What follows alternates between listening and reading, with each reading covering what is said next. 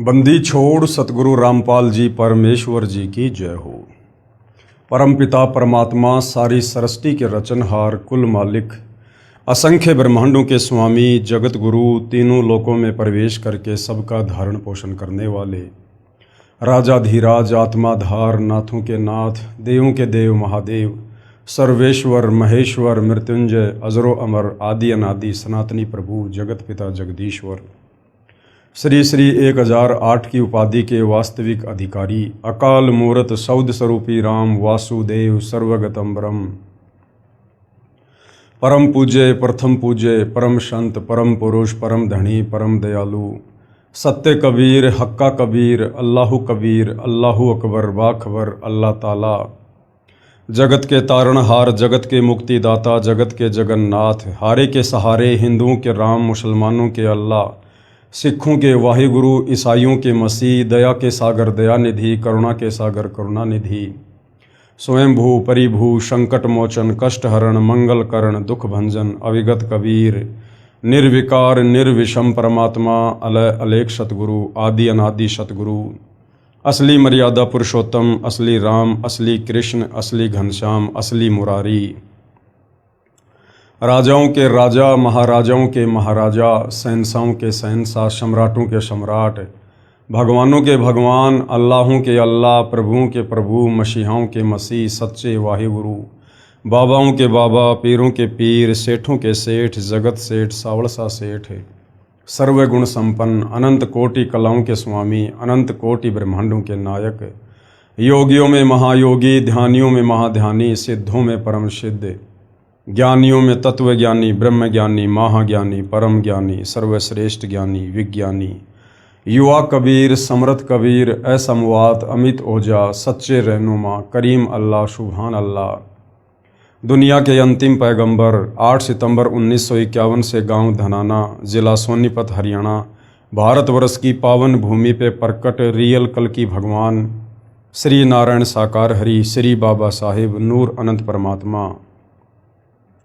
सच्चे दरवेश सच्चे बाखबर संत श्रोमणी सतगुरु रामपाल जी परमेश्वर जी के चरण कमल में आप और हम सभी भाई बहनों का अनंत कोटि दंडवत प्रणाम। सत्साई भाई और बहनों, बहुत बड़ी दया बहुत बड़ी मेहर पूज्य गुरुदेव भगवान की परमेश्वर रामपाल जी की, जिनके शुभ आशीर्वाद से विशेष आशीर्वाद से उन्हीं के सत्संगों का संग्रह पवित्र आध्यात्मिक पुस्तक ज्ञान गंगा के ऊपर वीडियो बनाने की श्रृंखला जारी है। इसी श्रृंखला में आज हमारा ये 32वें नंबर का वीडियो है। प्रत्येक वीडियो में हमें अध्यात्म के विषय में बहुत कुछ जानने और समझने को उपलब्ध हो रहा है। भाई और बहनों, ये पवित्र पुस्तक ज्ञान गंगा जो सर्व धर्मों के सर्व धर्मशास्त्रों के ज्ञान से प्रमाणित है, इस पुस्तक को पढ़ने के बाद हमारे मन मस्तिष्क में किसी भी प्रकार का संदेह भक्ति मार्ग को लेकर नहीं रह जाएगा। यदि हमने निष्पक्ष भाव से धैर्य के साथ रुचि लेकर इस पवित्र पुस्तक को पढ़ा तो इस पुस्तक के अमृत ज्ञान में सुई की नोक रखने जितनी कमी निकालने में किसी भी धर्म का कोई भी धर्मगुरु सक्षम नहीं है। तो भाई और बहनों, इस पवित्र पुस्तक में जो सृष्टि रचना है पेज नंबर 22 से लेकर पेज नंबर 74 तक, जिसके ऊपर लगभग 6 या 7 वीडियो बन चुके हैं। यदि आपने भक्ति मार्ग पर सफल होना है, आपने आध्यात्मिक मार्ग को समझना है, अपनी आत्मा का कल्याण करवाना है, किसी भी धर्म ग्रंथ को समझना है, तो आपने सृष्टि रचना को पहले समझना होगा। इसलिए आप जियों से विनती है, यदि आप पहली बार इस पवित्र पुस्तक पर बन रहे वीडियो देख रहे हैं तो आप जी ने अभी तक जितने भी वीडियो बन चुके हैं आपने शुरुआत से अवश्य देखने चाहिए, क्योंकि सृष्टि रचना भक्ति मार्ग की नींव है और यदि नींव कमजोर होगी तो ऊपर मकान अच्छे से नहीं बनेगा, मजबूत नहीं बनेगा। तो सृष्टि रचना को समझे बिना हम भक्ति मार्ग पर 4 कदम आगे नहीं रख पाएंगे। हमें कोई भी डगमग कर देगा, कोई भी हमें विचलित कर देगा और हम सत भक्ति मार्ग से दूर हो जाएंगे। तो भाई और बहनों, आज इस पवित्र पुस्तक पर हमारा जो ये 32वें नंबर का वीडियो है, आज इसमें परमेश्वर हमें त्रेता युग में जब वे मुनिंद्र ऋषि के नाम से धरती पर प्रकट हुए, अपने तत्व ज्ञान का प्रचार प्रसार किया, तो वे श्रीलंका गए जहाँ उनका परम भगत चंद्रविजय भाट रहा करता था। परमेश्वर ने उसे अपनी शरण में लिया, उसकी पत्नी को शरण में लिया, और साथ में जो लंका का राजा रावण था, परमेश्वर उसके पास भी गए थे उसको समझाने के लिए, परंतु अभिमानवश रावण ने मुनिंदर ऋषि रूप में परमेश्वर कबीर जी की बातों को महत्व नहीं दिया। परंतु रावण का छोटा भाई विभीषण और रावण की पत्नी मंदोदरी, इन दोनों ने मुनिंदर रूप में कबीर परमेश्वर जी के तत्व ज्ञान को स्वीकार किया और वे उनकी शरण में आए। अब भाइयों और बहनों, सदियों से हमारे धर्मगुरु हमें रामायण को पढ़ा कर तत्व ज्ञान के अभाव में यही बताया करते थे कि रावण का छोटा भाई विभीषण वो श्री रामचंद्र जी की शरण में था। भाइयों और बहनों, वो एक राजा के तौर पर श्री रामचंद्र जी की शरण में अवश्य था, परंतु आध्यात्मिक दृष्टि से, भक्ति मार्ग की दृष्टि से विभीषण श्री रामचंद्र जी का भगत नहीं था। विभीषण कबीर परमेश्वर जी का भगत था, जो कबीर परमेश्वर त्रेता युग में मुनिंदर ऋषि के नाम से प्रकट थे। आज से पहले भाइयों और बहनों, हमें इन शास्त्रों की गूढ़ सच्चाई नहीं बताई गई, नहीं समझाई गई, क्योंकि हमारे नादान धर्म गुरुओं को तत्व ज्ञान के अभाव में इन धर्म शास्त्रों की यथार्थता का ज्ञान नहीं था। अब दया हुई है, सृष्टि के रचनहार, सारी सृष्टि के पालन पोषण कर, सर्व ब्रह्मांडों के रचयिता परमेश्वर अपने सतलोक से करके स्वयं ही इसमें 8 सितंबर 1951 को सतगुरु रामपाल जी के नाम से प्रकट हुए हैं, और सन 1994 से अपने यथार्थ 13वें कबीर पंथ को शुरू हमें ये ज्ञान। तो सतगुरु रामपाल जी के सत्संग सुने बिना हम अध्यात्म के विषय में कुछ भी नहीं जान सकते, कुछ भी नहीं समझ सकते। तो परमेश्वर ने त्रेता युग में किस प्रकार से विभीषण और मंदोदरी को अपनी शरण में लिया। भाइयों और बहनों, ये परमेश्वर की लीला है, ये परमेश्वर की महिमा है, क्योंकि जितनी भी ये कथाएं हैं ये परमेश्वर की लीला और उनकी महिमाओं के अंतर्गत आती हैं। इन कथाओं को बार बार सुनने से और पढ़ने से हम ढेरों पुण्य के भागी बनते हैं। पवित्र पुस्तक ज्ञान गंगा कबीर साहिब द्वारा विभीषण तथा मंदोदरी को शरण में लेना। कबीर परमेश्वर जी द्वारा विभीषण, रावण का छोटा भाई विभीषण तथा रावण की पत्नी मंदोदरी को त्रेता युग में अपनी शरण में लेना। परमेश्वर मुनिंदर अनल अर्थात नल तथा अनिल अर्थात नील को शरण में लेने के उपरांत, नल और नील ये दोनों मौसेरे भाई थे। ये दोनों 3 ताप के कष्ट से परेशान थे। इन दोनों को कबीर परमेश्वर ने त्रेता युग में अपनी शरण में लिया, उनको स्वस्थ किया। उसके बाद कबीर परमेश्वर जी श्रीलंका गए और वहाँ पर अपने पूर्व किसी जन्म के भगत चंद्रविजय भाट को भी शरण में लिया। परमेश्वर मुनिंदर नल तथा नील को शरण में लेने के उपरांत श्रीलंका में गए। वहाँ पर एक परम भगत चंद्रविजय जी का 16 सदस्यों का पुण्य परिवार रहता था। यानी युगों युगों से ये भगत आत्मा चंद्रविजय ये कबीर परमेश्वर जी की शरण में रहता हुआ आ रहा था। वह भाट जाति में उत्पन्न पुण्यकर्मी प्राणी थे। परमेश्वर मुनिंदर यानी कबीर देव जी का उपदेश सुनकर पूरे परिवार ने नामदान प्राप्त किया। परम भगत चंद्रविजय जी की पत्नी भगतमती करमवती लंका के राजा रावण की रानी मंदोदरी के पास नौकरी यानी सेवा किया करती थी। जो चंद्रविजय था वो लंकापति रावण के दरबार में उसका मनोरंजन किया करता था। उसकी महिमा में कविताएं बना बना के मेहनताना प्राप्त किया करता था। और चंद्रविजय की जो पत्नी थी करमवती, वो लंकापति रावण की पत्नी मंदोदरी को उल्टे सीधे गंदे चुटकुले सुना सुना के उसको खुश किया करती थी, उसका मनोरंजन किया करती थी और कुछ मेहनताना प्राप्त किया करती थी। रानी मंदोदरी को हंसी मजाक अच्छे मंदे चुटकुले सुनाकर उसका मनोरंजन कराया करती थी। भगत चंद्र विजय राजा रावण के पास दरबार में नौकरी सेवा करता था। राजा की बड़ाई के गाने सुनाकर प्रसन्न करता था, यानी उन राजाओं की महिमा और प्रशंसा के गीत गाया करता था। भगत चंद्र विजय की पत्नी भगतमती करमवती परमेश्वर से उपदेश प्राप्त करने के उपरांत रानी मंदोदरी को प्रभु चर्चा जो सृष्टि रचना अपने सतगुरुदेव मुनिंदर जी से सुनी थी प्रतिदिन सुनाने लगी। करमवती क्या करने लगी? वो गंदे गाने गंदे चुटकुले उससे तो किनारा कर लिया कि मैंने अब उपदेश ले लिया है, और जीव्या तो वाये बली जो रटे हरि को नाम, वरना काट के फेंक दो मुख में बलो ना चाम। तो करमवती अब लंकापति रावण की पत्नी मंदोदरी को गंदे चुटकुले नहीं बल्कि परमेश्वर की सत महिमा सुनाया करती थी, सृष्टि रचना बताया करती थी। और परमेश्वर ने किन किन आत्माओं को सतयुग में अपनी शरण में लिया, किस प्रकार से परमात्मा पृथ्वी पर प्रकट होते हैं, इस प्रकार परमेश्वर की महिमा सुनाने लगी। भगतमती मंदोदरी रानी को अति आनंद आने लगा, क्योंकि मंदोदरी भी पूर्व जन्म की कबीर परमेश्वर जी की भगत थी, भगत आत्मा थी। इसलिए जैसे ही करमवती के मुख से परमेश्वर की महिमा सुनने लगी उसे भी आनंद आने लगा, क्योंकि भाई और बहनों आत्मा की खुराक परमेश्वर की चर्चा ही है। कई कई घंटों तक प्रभु की सत्य कथा को भगतमती करमवती सुनाती रहती थी तथा मंदोदरी की आंखों से आंसू बहते रहते। एक दिन रानी मंदोदरी ने करमवती से पूछा, आपने ये ज्ञान किससे सुना? आप तो बहुत अनाप शनाप बातें किया करती थी। इतना बदलाव परमात्मा तुल्य संत बिना नहीं हो सकता। मंदोदरी ने कहा कि करमवती तेरे अंदर इतना बदलाव ये तो यदि भगवान ही संत रूप में आए हुए हैं तो कर सकते हैं, अन्यथा तेरे में तो ये बदलाव नहीं हो सकता था।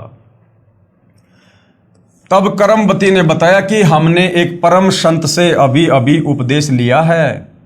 रानी मंदोदरी ने संत के दर्शन की अभिलाषा व्यक्त करते हुए कहा, आपके गुरु अब की बार आए तो उन्हें हमारे घर बुला कर लाना। अपनी मालकिन का आदेश प्राप्त करके शीश झुकाकर सत्कार पूर्वक कहा कि जो आपकी आज्ञा, आपकी नौकरानी वही करेगी। मेरी एक विनती है, कहते हैं कि संत को आदेश पूर्वक नहीं बुलाना चाहिए, स्वयं जाकर दर्शन करना उचित होता है, और जैसे आपकी आज्ञा वैसा ही होगा। महारानी मंदोदरी ने कहा कि अब के आपके गुरुदेव जी आए तो मुझे बताना, मैं स्वयं दर्शन करूंगी। रानी अवश्य थी लेकिन अभिमान नहीं था, और उन्हीं आत्माओं को परमेश्वर बार बार बार बार अपनी शरण में लेते हैं। परमेश्वर ने फिर श्रीलंका में रजा की। मंदोदरी रानी ने उपदेश प्राप्त किया। अब जैसे ही दोबारा कबीर परमेश्वर जी चंद्र विजय भाट के घर पर आए और करमवती ने मंदोदरी के पास में संदेशा भिजवाया, उसी समय मंदोदरी तुरंत मुनिंद्र रूप में आए हुए कबीर परमेश्वर जी की शरण में गई, सत्संग सुना और उपदेश प्राप्त कर लिया। कुछ समय उपरांत अपने प्रिय देवर श्री भगत विभीषण जी को उपदेश दिला दिया, और कुछ ही समय में कबीर परमेश्वर की कथा सुनाकर विभीषण को भी नाम उपदेश के लिए तैयार कर लिया। और जब दोबारा कबीर परमात्मा फिर आए तो मंदोदरी ने अपने देवर यानी लंकापति रावण के छोटे भाई विभीषण को भी मुनिंद्र रूप में आए हुए कबीर परमेश्वर से उपदेश दिलवा दिया। तो विभीषण श्री रामचंद्र जी की आध्यात्मिक दृष्टि से शरण में नहीं था, आध्यात्मिक दृष्टि से कबीर परमेश्वर जी का भगत था। भगतमती मंदोदरी उपदेश प्राप्त करके अहरनिश का मतलब होता है सुबह शाम भगवान के स्मरण में लीन रहने लगी। अपने पति रावण को भी सतगुरु मुनिंदर जी से उपदेश प्राप्त करने की कई बार प्रार्थना की, परंतु रावण नहीं माना तथा कहा करता था कि मैंने परम शक्ति महेश्वर मृत्युंजय शिव जी की भक्ति की है और इसके तुल्य कोई शक्ति नहीं है, आपको किसी ने बहका दिया। अब रावण को उसके गुरु ने, उस नीम हकीम ने, उस शास्त्र विरुद्ध साधना करवाने वाले गुरु ने शंकर जी को महेश्वर मृत्युंजय अजरो अमर सर्वेश्वर कालज्य कहकर और श्री शिव जी की भक्ति के ऊपर उसको दृढ़ कर रखा था। अन्यथा गुरुदेव भगवान ने बताया कि पुण्यात्माओं, रावण जैसी भक्ति धरती पर कोई नहीं कर सकता अपने इष्ट देव की। 10 बार उसने अपना शीश काटकर अपने इष्ट भगवान शंकर के चरणों में समर्पित कर दिया, लेकिन 2 कारण से रावण मार खा गया। सर्वप्रथम तो उसका अहंकार, और दूसरा उसका जो गुरु था वो तत्व ज्ञानहीन था। उसने शास्त्रों को अच्छे से ना समझकर और शिव जी को ही सर्वश्रेष्ठ परमात्मा साबित करके रावण को उसकी आदि अधूरी भक्ति पर दृढ़ कर दिया। कुछ ही समय उपरांत वनवास प्राप्त श्री सीता जी का अपहरण करके रावण अपने नौलखा बाग में कैद कर लिया। भगतमती मंदोदरी के बार बार प्रार्थना करने से भी रावण ने माता सीता जी को वापस छोड़कर आना स्वीकार नहीं किया। तब भगतमती मंदोदरी जी ने अपने गुरुदेव मुनिंदर जी से कहा, महाराज जी, मेरे पति ने किसी की औरत का अपहरण कर लिया है और मुझसे सहन नहीं हो रहा है। वह उसे वापस छोड़कर आना किसी कीमत पर भी स्वीकार नहीं कर रहा है। आप दया करो मेरे प्रभु, आज तक जीवन में मैंने ऐसा दुख नहीं देखा। तो कबीर परमेश्वर जी ने क्या कहा कि बेटी, वो कोई आम स्त्री नहीं है जिसको रावण उठा के लाया है, वो अपनी मौत को गले लगा के ले आया। परमेश्वर मुनिंदर जी ने कहा, बेटी मंदोदरी, ये औरत कोई आम स्त्री नहीं है।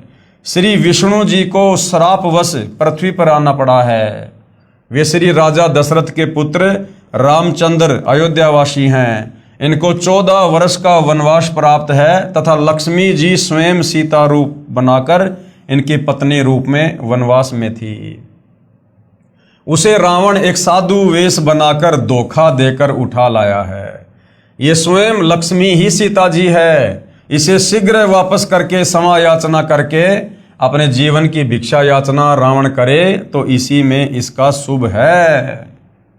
क्या कहा गुरुदेव ने कि साधु रूप बनाकर और वो सीता का अपहरण करके लाया।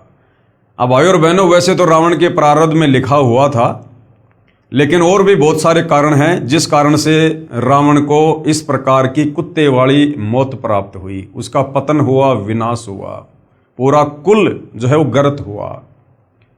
रावण ने साधु वेश बनाया, संत वेश बनाया और आटा मांगा सीता से। तो 2 गलतियां रावण ने और विशेष की। एक तो रावण ने संत वेश को बदनाम किया, साधु वेश को बदनाम किया, कलंकित किया। जिस संत और साधु वेश में कबीर परमात्मा धरती पर प्रकट होकर हम नादान आत्माओं को तत्व ज्ञान समझाते हैं, उस संत चोले को रावण ने बदनाम किया, जो है वो कलंकित किया। यानी संत चोले की आड़ में उसने सीता को ठगा, अपहरण किया। दूसरा दोष था रावण का कि उसने अन्न देव का अपमान किया, क्योंकि आटा मांगने के बहाने वो सीता को अपहरण करने गया था। उसने अन्न देव का भी अपमान किया। भगतमती मंदोदरी के अनेकों बार प्रार्थना करने से रावण नहीं माना तथा कहा कि वे 2 मस्करे जंगल में घूमने वाले मेरा क्या बिगाड़ सकते हैं। मेरे पास अनगिनत सेना है, मेरे 1 लाख पुत्र तथा 1.25 लाख नाती हैं। मेरे पुत्र मेघनाथ ने स्वर्ग राज इंद्र को पराजित कर उसकी पुत्री से विवाह कर रखा है। 33 करोड़ देवताओं को हमने कैद कर रखा है। तू मुझे उन 2 बेसहारा फिर रहे वनवासियों को भगवान बताकर डराना चाहती है। इस स्त्री को वापस नहीं करूंगा। मंदोदरी ने भक्ति मार्ग का ज्ञान जो अपने पूज्य गुरुदेव से सुना था, रावण को बहुत समझाया। विभीषण ने भी अपने बड़े भाई को समझाया। रावण ने अपने बड़े भाई विभीषण को पीटा तथा कहा कि तू ज्यादा श्री रामचंद्र का पक्षपात कर रहा है, उसी के पास चला जा। एक दिन भगतमती मंदोदरी ने अपने पूज्य गुरुदेव से प्रार्थना की कि हे गुरुदेव, मेरा सुहाग उजड़ रहा है, एक बार आप भी मेरे पति को समझा दो। यदि वह आपकी बात को नहीं मानेगा तो मुझे विधवा होने का दुख नहीं होगा। अपनी बेटी मंदोदरी की प्रार्थना स्वीकार करके राजा रावण के दरबार के सामने खड़े होकर द्वारपालों से राजा रावण से मिलने की प्रार्थना की। द्वारपालों ने कहा, ऋषि जी, इस समय हमारे राजा जी अपना दरबार लगाए हुए हैं। इस समय अंदर का संदेश बाहर आ सकता है, परंतु बाहर का संदेश अंदर नहीं जा सकता। हम विवश हैं। तब पूर्ण प्रभु अंतर्ध्यान हुए तथा राजा रावण के दरबार में प्रकट हो गए। रावण की दृष्टि ऋषि पर गई तो गरज कर पूछा कि इस ऋषि को मेरी आज्ञा बिना किसने अंदर आने दिया? उसे लाकर मेरे सामने कत्ल कर दो। तब परमेश्वर ने कहा, राजन, आपके द्वारपालों ने स्पष्ट मना कर दिया था। उन्हें पता नहीं कि मैं कैसे अंदर आ गया। रावण ने पूछा कि तू अंदर कैसे आया? तू तड़ाके से बात कर रहा था संतों के साथ में, तू तड़ाके से, इतना अभिमान था। तब पूर्ण प्रभु मुनिंद्र वेश में अदृश्य होकर पुनः प्रकट हो गए तथा कहा कि मैं ऐसे आ गया। रावण ने पूछा कि आने का कारण बताओ। तब प्रभु ने कहा कि आप योद्धा होकर एक अबला का अपहरण कर लाए हो। ये आपकी शान और सूरवीरता के विपरीत है। ये कोई आम औरत नहीं है, ये स्वयं लक्ष्मी जी अवतार हैं। श्री रामचंद्र जी जो इनके पति हैं, वे स्वयं विष्णु हैं। इसे वापस करके अपने जीवन की भिक्षा मांगो, इसी में आपका श्रेय है। इतना सुनकर तमोगुण यानी भगवान शिव का उपासक रावण क्रोधित होकर नंगी तलवार लेकर सिंहासन से दहाड़ता हुआ कूदा तथा उस नादान प्राणी ने तलवार के अंधाधुंध 70 वार ऋषि जी को मारने के लिए किए। परमेश्वर मुनिंदर जी ने एक झाड़ू की सीख हाथ में पकड़ी हुई थी, उसको ढाल की तरह आगे कर दिया। रावण के 70 वार उस नाजुक सीख पर लगे। ऐसे आवाज हुई जैसे लोहे के खंभे पिलर पर तलवार लग रही हो। सीख टस से मस नहीं हुई। रावण को पसीने आ गए, फिर भी अपने अहंकारवश नहीं माना।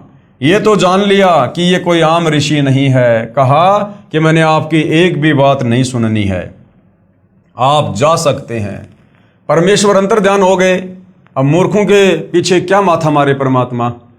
परमेश्वर वहां से अंतर्ध्यान हो गए तथा मंदोदरी को सारा वृत्तांत सुनाकर प्रस्थान किया। रानी मंदोदरी ने कहा, गुरुदेव, अब मुझे विधवा होने का कोई कष्ट नहीं होगा। श्री रामचंद्र व रावण का युद्ध हुआ, रावण का वध हुआ। जिस लंका के राज्य को रावण ने तमोगुण भगवान शिव की कठिन साधना करके 10 बार शीश न्योछावर करके प्राप्त किया था, वह क्षणिक सुख भी रावण का चला गया तथा नरक का भागी हुआ। इसके विपरीत पूर्ण परमात्मा के सतनाम साधक विभीषण को बिना कठिन साधना किए पूर्ण प्रभु की कृपा से लंका देश का राज्य भी प्राप्त हुआ। हजारों वर्षों तक विभीषण ने लंका का राज्य का सुख भोगा तथा प्रभु कृपा से राज्य में पूर्ण शांति रही।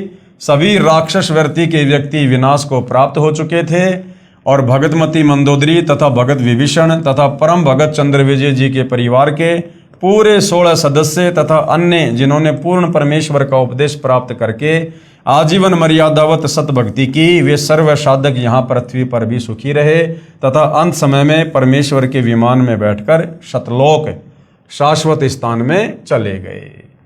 इसलिए पवित्र गीता अध्याय 7 श्लोक 12 से 15 में कहा है कि तीनों गुणों रजगुण ब्रह्मा जी, सतगुण विष्णु जी और तम गुण शिव जी की साधना यानी भक्ति से मिलने वाली क्षणिक सुविधाओं के द्वारा जिनका ज्ञान हरा जा चुका है, जैसे रावण का ज्ञान हरा जा चुका था तमोगुण शंकर की भक्ति करने से, वे राक्षस स्वभाव वाले, अब रावण राक्षस स्वभाव का व्यक्ति था और मनुष्यों में नीच एक इंसान के भी उसमें गुण नहीं थे और दुष्कर्म करने वाले, सीता जी को अपहरण करके लाया था दुष्कर्म करने की नीयत से।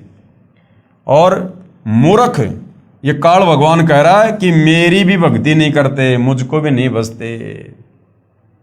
यानी ये काल कह रहा है गीता अध्याय 7 श्लोक 12 में कि इन तीनों गुणों रजगुण ब्रह्मा, सतगुण विष्णु, तमगुण शंकर की भक्ति करने वालों की बुद्धि हरी जा चुकी है, इनका ज्ञान हरा जा चुका है और ये राक्षस स्वभाव को धारण किए हुए मनुष्यों में नीच दूषित कर्म करने वाले मूर्ख हैं, जो इन शास्त्रों का निष्कर्ष निकालकर मुझ काल ब्रह्म की ओम नाम की साधना भी नहीं करते।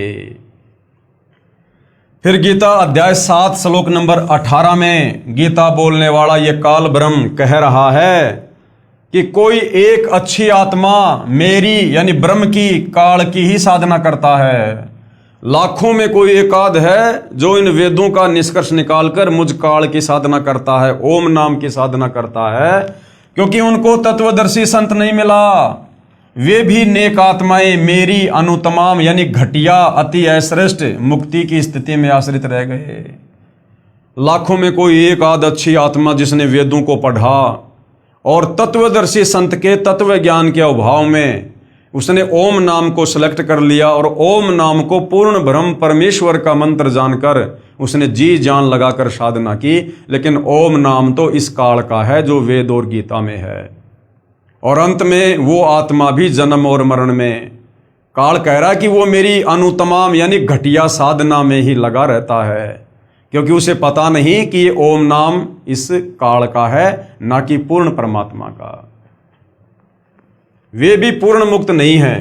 इसलिए पवित्र गीता अध्याय 18 श्लोक 62 में कहा है कि हे अर्जुन, तू सर्व भाव से यानी और सब की पूजा छोड़ दे, मेरी भी छोड़ दे, और उस परमेश्वर यानी पूर्ण परमात्मा तत् ब्रह्म की शरण में जा। उसकी कृपा से ही तू परम शांति तथा सतलोक अर्थात सनातन परम धाम को प्राप्त होगा, और तुझे उस परमेश्वर तत् ब्रह्म पूर्ण ब्रह्म परमेश्वर की साधना कौन बताएगा? गीता अध्याय 4 श्लोक 34 में वर्णित तत्वदर्शी संत। तो भाइयों और बहनों, आज वो तत्वदर्शी संत धरती पर सतगुरु रामपाल जी के रूप में प्रकट हैं। स्वयं कबीर भगवान ही तत्वदर्शी संत की भूमिका करते हैं। इससे बड़ा सौभाग्य पृथ्वीवासियों का और नहीं हो सकता। इसलिए पुण्यात्माओं से निवेदन है कि आज इस दासन के भी दास के पास यानी सतगुरु रामपाल जी अपने विषय में कह रहे हैं कि पूर्ण परमात्मा प्राप्ति की वास्तविक विधि प्राप्त है, निःशुल्क उपदेश लेकर लाभ उठाइए। उसके बाद भाइयों और बहनों, द्वापर युग में फिर वही कबीर परमात्मा एक पूरा जीवन शिशु रूप में धरती पर प्रकट होकर और अपनी आत्माओं तक तत्व ज्ञान पहुंचाने का जीते हैं लीलामय तरीके से। तो द्वापर युग में वही कबीर परमात्मा जो त्रेता युग में मुनिंद्र ऋषि के नाम से आए, सतयुग में सतसुकृत ऋषि के नाम से आए, और द्वापर में करुणामय ऋषि के नाम से प्रकट हुए। और जैसे परमेश्वर ने सतयुग और त्रेता में लीलाएं की, उसी प्रकार से द्वापर में भी अपनी अच्छी आत्माओं को अपनी शरण में लिया। तो द्वापर में परमेश्वर ने विशेषकर किन किन पुण्यात्माओं को अपनी शरण में लिया? द्वापर युग में इंद्रमती को शरण में लेना। द्वापर युग में चंद्र विजय नाम का एक राजा था। देखो, जो वो त्रेता युग में था वो भी चंद्र विजय था, लेकिन वो भाट जाति में था और रावण के दरबार में नौकर था। और द्वापर युग में जो ये चंद्र विजय है, ये स्वयं एक राजा था। द्वापर में चंद्र विजय नाम का एक राजा था और उसकी पत्नी इंद्रमती। त्रेता वाले चंद्र विजय की पत्नी का नाम था करमवती और द्वापर वाले राजा चंद्र विजय की पत्नी का नाम था इंद्रमती। उसकी पत्नी इंद्रमती बहुत ही धार्मिक प्रवृत्ति की औरत थी, संत महात्माओं का बहुत आदर किया करती थी। उसने एक गुरुदेव भी बना रखा था। उनके गुरुदेव ने बताया था कि बेटी, साधु संतों की सेवा करनी चाहिए, संतों को भोजन खिलाने से बहुत लाभ होता है। एकादशी का व्रत, मंत्र के जाप आदि साधनाएं जो गुरुदेव ने बताई थी, वह भगवत भक्ति में बहुत दृढ़ता से लगी हुई थी, क्योंकि ये इंद्रमती पूर्व जन्म में कबीर परमेश्वर जी की भगत थी। गुरुदेव ने बताया था कि संतों को भोजन खिलाया करेगी तो तू आगे भी रानी बन जाएगी। यानी रानी इंद्रमती का जो गुरु था, जिसको शास्त्र विधि अनुसार साधना का नहीं पता था, वो इंद्रमती को इस प्रकार की साधना पर लगा के रखा हुआ था और कहा तुझे स्वर्ग प्राप्ति होगी। रानी ने सोचा कि प्रतिदिन एक संत को भोजन अवश्य खिलाया करूंगी। उसने ये प्रतिज्ञा मन में ठान ली कि मैं खाना बाद में खाया करूंगी, पहले संत को खिलाया करूंगी, इससे मुझे याद बनी रहेगी, कहीं मुझे भूल ना पड़ जाए। रानी प्रतिदिन पहले एक संत को भोजन खिलाती, फिर स्वयं खाती और वर्षों से ये क्रम चल रहा था। अब एक समय क्या हुआ, हरिद्वार में कुंभ के मेले का संयोग हुआ। जितने भी ये त्रिगुण माया के उपासक संत थे। ये ब्रह्मा विष्णु महेश के जितने भी भगत थे, सभी गंगा में स्नान करने के लिए, पर्व लेने के लिए प्रस्थान कर गए। इस कारण से कई दिन रानी को भोजन कराने के लिए कोई संत नहीं मिला। रानी इंद्रमती ने स्वयं ही भोजन नहीं किया, स्वयं भी उसने भोजन नहीं किया। चौथे दिन अपनी बांदी से कहा कि बांदी देख ले कोई संत मिल जाए तो, नहीं तो आज तेरी रानी जीवित नहीं रहेगी। आज मेरे प्राण निकल जाएंगे परंतु मैं खाना नहीं खाऊंगी, क्योंकि उसने मनमुखी रूप से अपने गुरु के बताने के बाद प्रतिज्ञा कर ली थी। वह दीन दयाल कबीर परमेश्वर अपने पूर्व वाले भगत को शरण में लेने के लिए न जाने क्या क्या कारण बना देता है। बांदी ने ऊपर अटारी पर चढ़कर देखा कि सामने से एक संत आ रहा था। सफेद कपड़े थे। द्वापर युग में परमेश्वर कबीर करुणामय नाम से आए थे। बांदी नीचे आई और रानी से कहा कि एक व्यक्ति है जो साधु जैसा नजर आता है। रानी ने कहा कि जल्दी से बुला ला। बांदी महल से बाहर गई तथा प्रार्थना की कि साहेब आपको हमारी रानी ने याद किया है। करुणामय साहिब ने कहा, रानी ने मुझे क्यों याद किया है? मेरा और रानी का क्या संबंध है? नौकरानी ने सारी बात बताई। करुणामय कबीर साहिब ने कहा कि रानी को आवश्यकता पड़े तो यहाँ आ जाए। यानी परमात्मा अपनी उस आत्मा के भाव चेक करना चाहते थे कि ये अपने नादान गुरु के कहने पर वैसे ही भूखी मर रही है या साधु संतों के प्रति इसके मन में कोई श्रद्धा भी है। रानी को आवश्यकता पड़े तो यहाँ आ जाए, मैं यहाँ खड़ा हूँ। तू बांदी और वो रानी, मैं वहाँ जाऊँ, और यदि वह कह दे कि तुझे किसने बुलाया था या उसका राजा ही कुछ कह दे, और बेटी संतों का अनादर बहुत पापदायक होता है। बांदी फिर वापस आई और रानी से सब वार्ता कह सुनाई। तब रानी ने कहा कि बांदी मेरा हाथ पकड़ और चल। जाते ही रानी ने दंडवत प्रणाम करके प्रार्थना की कि हे परवरदिगार, चाहती तो ये हूँ कि आपको कंधे पर बैठा लूँ। करुणामय साहिब ने कहा, बेटी मैं यही देखना चाहता था कि तेरे में कोई श्रद्धा भी है या वैसे ही भूखी मर रही है। अब भाई और बहनों, ये गलती वर्तमान में आप और हमने नहीं करनी है, क्योंकि वर्तमान ये भक्ति युग है, कलयुग की बिचली पीढ़ी है, और आप और हमें जो मिलना था वो मिल चुका है। यानी पूर्ण ब्रह्म परमेश्वर स्वयं पूर्ण संत के रूप में हमें मिल चुके हैं।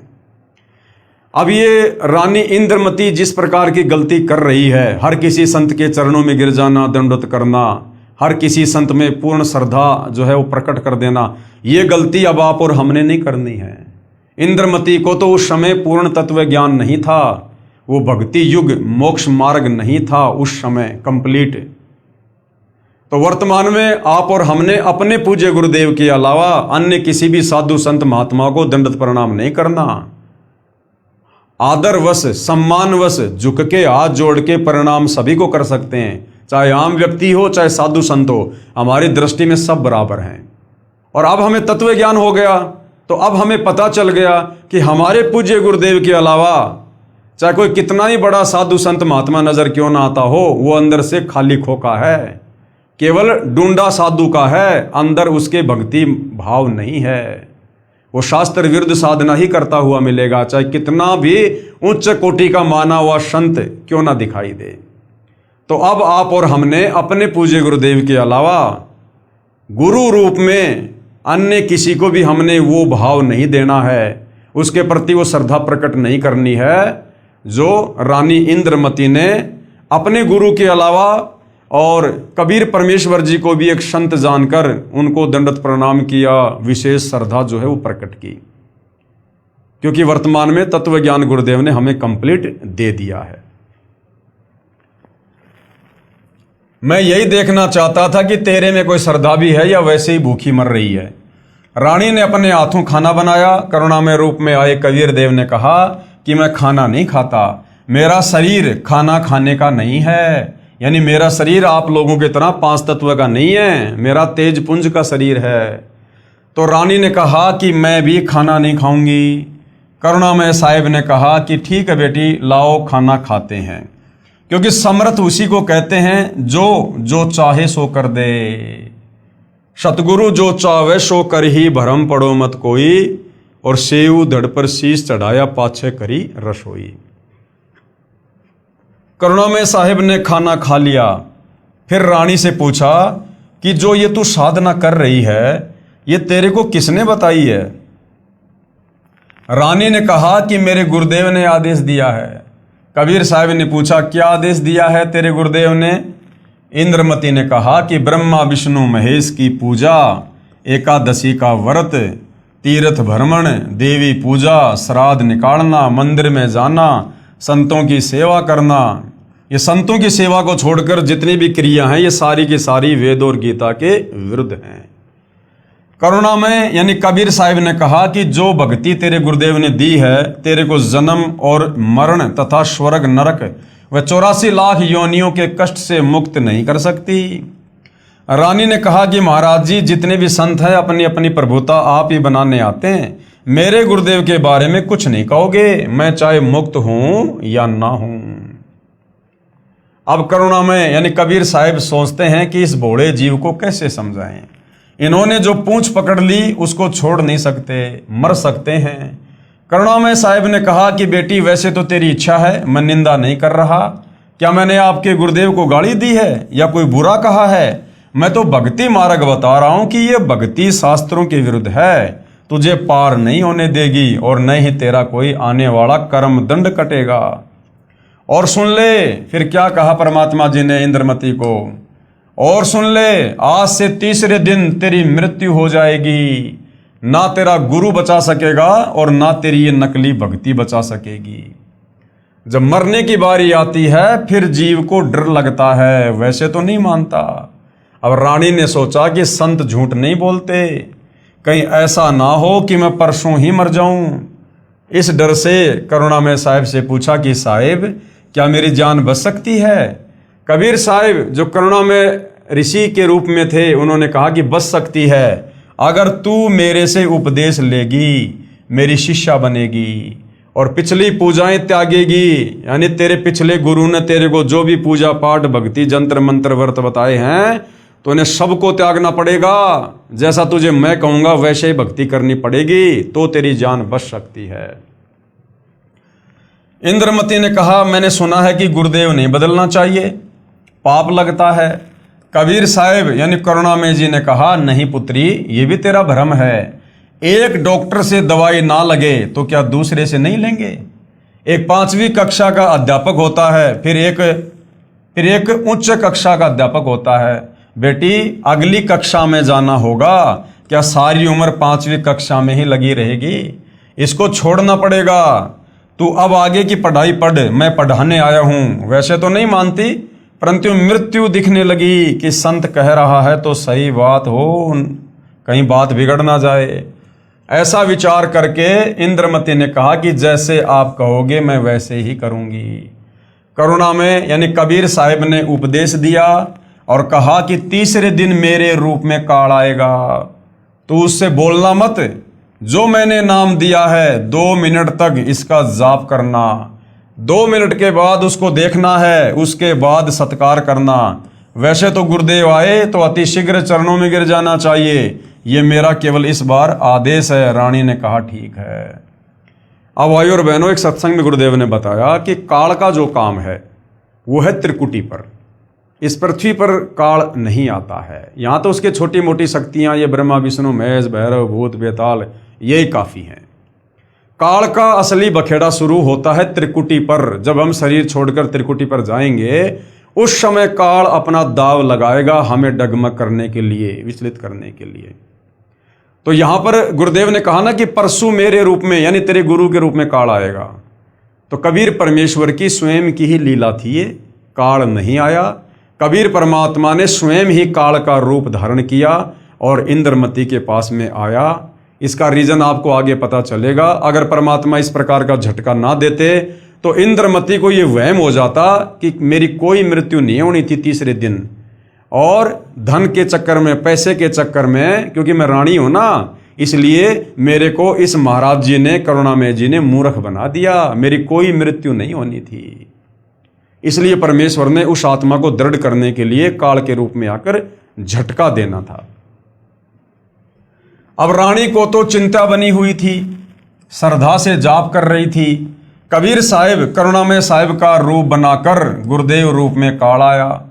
आवाज लगाई, इंद्रमती इंद्रमती।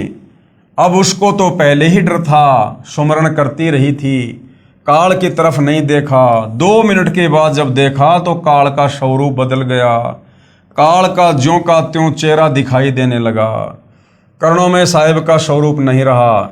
जब काल ने देखा कि तेरा तो स्वरूप ही बदल गया, वो जान गया कि इसके पास कोई शक्ति युक्त मंत्र है। ये कहकर चला गया कि तुझे फिर देखूंगा, अब तो बच गई। रानी बहुत खुश हुई, फूली नहीं समाई। कभी अपनी बांदियों को कहने लगी कि मेरी मृत्यु होनी थी, मेरे गुरुदेव ने मुझे बचा लिया। राजा के पास गई तथा कहा कि आज मेरी मृत्यु होनी थी, मेरे गुरुदेव ने रक्षा कर दी, मुझे लेने के लिए काल आया था। अब राजा कहाँ इन बातों पर इतना ज़्यादा गौर करे। राजा ने कहा कि तू ऐसे ड्रामे करती रहती है, काल आता तो क्या तुझे छोड़ जाता? ये सब संत बहका देते हैं। अब इस बात को वह कैसे माने? खुशी खुशी में रानी लेट गई। कुछ देर के बाद सरप बनकर काल फिर आया और रानी को डस लिया। जो ही सरप ने डसा, रानी को पता चल गया। रानी जोर जोर से चिल्लाई, मुझे सांप ने डस लिया। नौकर भागे। देखते ही देखते एक मोरी, पानी निकालने का छोटा छिद्र, उसमें से वह सरप निकल गया। अपने गुरुदेव को पुकार कर रानी बेहोश हो गई। करुणा में यानी कबीर साहिब वहां प्रकट हो गए। लोगों को दिखाने के लिए मंत्र बोला। वे तो बिना मंत्र भी जीवित कर सकते हैं, किसी जंत्र मंत्र की आवश्यकता नहीं। इंद्रमती को जीवित कर दिया। रानी ने बड़ा शुक्र मनाया कि हे बंदी छोड़, यदि आज आपकी शरण में नहीं होती तो मेरी मृत्यु हो जाती। साहिब ने कहा कि इंद्रमती, इस काल को तो मैं तेरे घर में भी घुसने नहीं देता, तेरे पर यह हमला भी नहीं कर सकता, परंतु तुझे विश्वास नहीं होता और तू ये सोचती कि मेरे ऊपर कोई आपत्ति नहीं आनी थी। गुरुजी ने मुझे बहका कर नाम दे दिया, इसलिए तेरे को थोड़ा सा झटका दिखाया है, नहीं तो बेटी तेरे को विश्वास नहीं होता। क्या कह रहे हैं परमात्मा? इसलिए तेरे को थोड़ा सा झटका दिखाया है। यानी अपनी तरफ से कबीर परमात्मा ने काल का रूप बनाकर, वो सरप का रूप बनाकर, ये सारा का सारा झटका इंद्रमती को दृढ़ करने के लिए परमात्मा ने स्वयं ही दिया। और परमात्मा कहते हैं, धर्मदास यहाँ घना अंधेरा और बिन परचे जीव जम का चेहरा। कि धर्मदास, इस काल के लोक में बहुत ज्यादा अज्ञान रूपी अंधेरा है। बिन परचे जीव जम का चेहरा, जब तक इस प्राणी को कोई छोटा मोटा चमत्कार ना दिखाया जाए तब तक ये काल का चेला बना रहता है, बात नहीं मानता संतों की। कबीर साहिब अर्थात करुणामय जी ने कहा कि अब जब मैं चाहूंगा तब तेरी मृत्यु होगी। गरीबदास जी कहते हैं, गरीब काल डरे करतार से। ये जो 21 ब्रह्मांड का स्वामी, ब्रह्मा विष्णु महेश का पिता, कहते हैं ये भी कबीर परमात्मा जी से डरता है। और जय जय जय जगदीश। और जोरा जोड़ी झाड़ती, जोरा यानी मौत, मौत उस कबीर परमेश्वर के दरबार में उस कबीर परमेश्वर की जूतियां झाड़ती है। और पग रज डारे शीस, और जो धूल है कबीर परमेश्वर के जूतियों की, उनके चरणों की, ये मौत अपने शीस पर डालती है। यानी ये दोनों, ये काल और मौत, ये कबीर परमेश्वर जी के नौकर हैं, नौकर। ये काल कबीर भगवान यानी कबीर परमेश्वर जी से डरता है, और ये मौत कबीर साहिब के जूते झाड़ती है, अर्थात नौकर तुल्य है। फिर उस धूल को अपने सिर पर लगाती है कि आप जिसको मारने का आदेश दोगे उसी के पास जाऊंगी, नहीं मैं नहीं जाऊंगी। गरीब काल जो पीसे पीसना और जोरा है पणिहार, और ये 2 असल मजदूर हैं मेरे साहिब के दरबार। ये काल जो यहाँ 21 ब्रह्मांड का भगवान यानी ब्रह्म है, जो ब्रह्मा विष्णु महेश का पिता है, ये तो मेरे कबीर साहिब का आटा पीसता है, अर्थात पक्का नौकर है। और जोरा यानी मौत मेरे कबीर साहिब का पानी भरती है, अर्थात एक विशेष नौकरानी है। ये 2 असल मजदूर यानी मजदूर मेरे साहिब के दरबार में हैं। कुछ दिनों के बाद साहिब फिर आए, रानी इंद्रमती को शतनाम प्रदान किया। अब उसके बाद क्या होता है? फिर कुछ समय के उपरांत करुणामय साहिब ने रानी इंद्रमती की अति श्रद्धा देखकर सारनाम दे दिया और शब्द की उपलब्धि भी करवा दी। जब साहिब जाते रहते थे तो इंद्रमती प्रार्थना किया करती थी कि मेरे पति राजा को समझाओ मालिक, ये भी मान जाए, आपके चरणों में आ जाए तो मेरा जीवन सफल हो जाए। चंद्र विजय ने कबीर साहिब से प्रार्थना की कि चंद्र विजय आप भी नाम ले लो। ये 2 दिन का राज और ठाट है, फिर 84 लाख योनियों में प्राणी चला जाएगा। चंद्रविजय ने कहा कि भगवान मैं तो नाम लूँ नहीं और आपकी शिष्या को मना करूँ नहीं, चाहे सारे खजाने को ही दान करो, चाहे किसी प्रकार का सत्संग करवाओ, मैं मना नहीं करूँगा। कबीर साहब यानी करुणामय जी ने पूछा आप नाम क्यों नहीं लोगे? चंद्रविजय राजा ने कहा कि मैंने तो बड़े बड़े राजाओं की पार्टियों में जाना पड़ता है। तो करुणामय यानी कबीर साहिब जी ने कहा कि पार्टियों में जाने में नाम का क्या वादा करेगा? सभा में जाओ, वहाँ काजू खाओ, दूध पी लो, शरबत जूस पी लो, शराब मत प्रयोग करो, शराब पीना महापाप है। परंतु राजा नहीं माना। रानी की प्रार्थना पर करुणामय यानी कबीर साहब ने राजा को फिर समझाया कि नाम के बिना ये जीवन ऐसे ही व्यर्थ हो जाएगा, आप नाम ले लो। राजा ने फिर कहा कि गुरुजी मुझे नाम के लिए मत कहना, आपकी शिष्या को मैं मना नहीं करूँगा, चाहे कितना ही दान करे, कितना ही सत्संग करवाए। साहिब ने कहा कि बेटी इस 2 दिन के सुख को देखकर इसकी बुद्धि भ्रष्ट हो चुकी है, तू प्रभु के चरणों में लगी रह, अपना आत्म कल्याण करवा। या कोई किसी का पति नहीं, कोई किसी की पत्नी नहीं, 2 दिन का संबंध है, अपना कर्म बना बेटी। जब इंद्रमती 80 वर्ष की बुढ़िया हो जाती है, कहाँ 40 साल की उम्र में मर जाना था, जब शरीर भी हिलने लगा तब करुणामय साहिब बोले अब बोल इंद्रमती क्या चाहती है? चलना चाहती है सतलोक? इंद्रमती ने कहा कि साहिब मैं तैयार हूँ, बिल्कुल तैयार हूँ दाता। करुणामय साहिब ने कहा कि तेरी पोते या पोती में कोई ममता तो नहीं है? रानी ने कहा बिल्कुल नहीं साहिब, आपने ज्ञान ही ऐसा निर्मल दे दिया, इस गंदे लोक की क्या इच्छा करूं? कबीर साहिब यानी करुणामय जी ने कहा कि चल बेटी। रानी प्राण त्याग गई। साहिब कबीर यानी करुणामय जी रानी इंद्रमती की आत्मा को ऊपर ले गए और इसी ब्रह्मांड में एक मानसरोवर है, यानी काल के इसी एक ब्रह्मांड में जो इसने सृष्टि चला रखी है, इसी ब्रह्मांड में एक मानसरोवर है। उस मानसरोवर पर जाकर इस आत्मा को स्नान कराना होता है, यानी आत्मा के कुछ और आवरण होते हैं जो वहाँ परमात्मा उतारते हैं। इस प्राणी को वहाँ साहिब कुछ समय तक रखते हैं। अब पूछते हैं कि अब फिर बता दे कि तेरी कुछ इच्छा हो तो दोबारा जन्म लेना पड़ेगा, यदि मन में इच्छा रह गई तो सतलोक नहीं जा सकती। इंद्रमती ने कहा साहिब आप तो अंतर्यामी हो, कोई इच्छा नहीं है, आपके चरणों की इच्छा है, लेकिन एक मन में शंका बनी हुई है। अब भाई और बहनों हम आत्माएं ऐसे मार खाते हैं। इंद्रमती ने कहा कि एक मन में शंका बनी हुई है कि मेरा जो पति था उसने मुझे किसी भी धार्मिक कर्म में कभी मना नहीं किया, नहीं तो आजकल के पति अपनी पत्नियों को बाधा कर देते हैं। यदि वह मुझे मना कर देता तो मैं आपके चरणों में नहीं लग पाती, मेरा कल्याण नहीं होता। अब ये भी हमारी कमजोरी होती है भाई और बहनों कि अगर मेरा पति नहीं मानता, मेरे सास ससुर नहीं मानते या मेरी पत्नी नहीं मानती तो मैं भक्ति नहीं कर पाती, भक्ति नहीं कर पाता, मेरा कल्याण नहीं हो पाता। अब भाई और बहनों परमात्मा ने जिस आत्मा से भक्ति करवानी होती है और उस भक्ति मार्ग में जो बाधा होती हैं, उन बाधाओं को कबीर परमात्मा ही सेटल करते हैं। और हम जीव उस कबीर परमेश्वर की महिमा को ना जानकर हम उस व्यक्ति विशेष को महत्व दे देते हैं कि मेरा पति अच्छा है, मेरी पत्नी अच्छी है, मुझे बाधा नहीं करती, मुझे बाधा नहीं करता। अरे भैया वो जीव है, वो कब काल प्रेरित हो जाए कोई भरोसा नहीं है।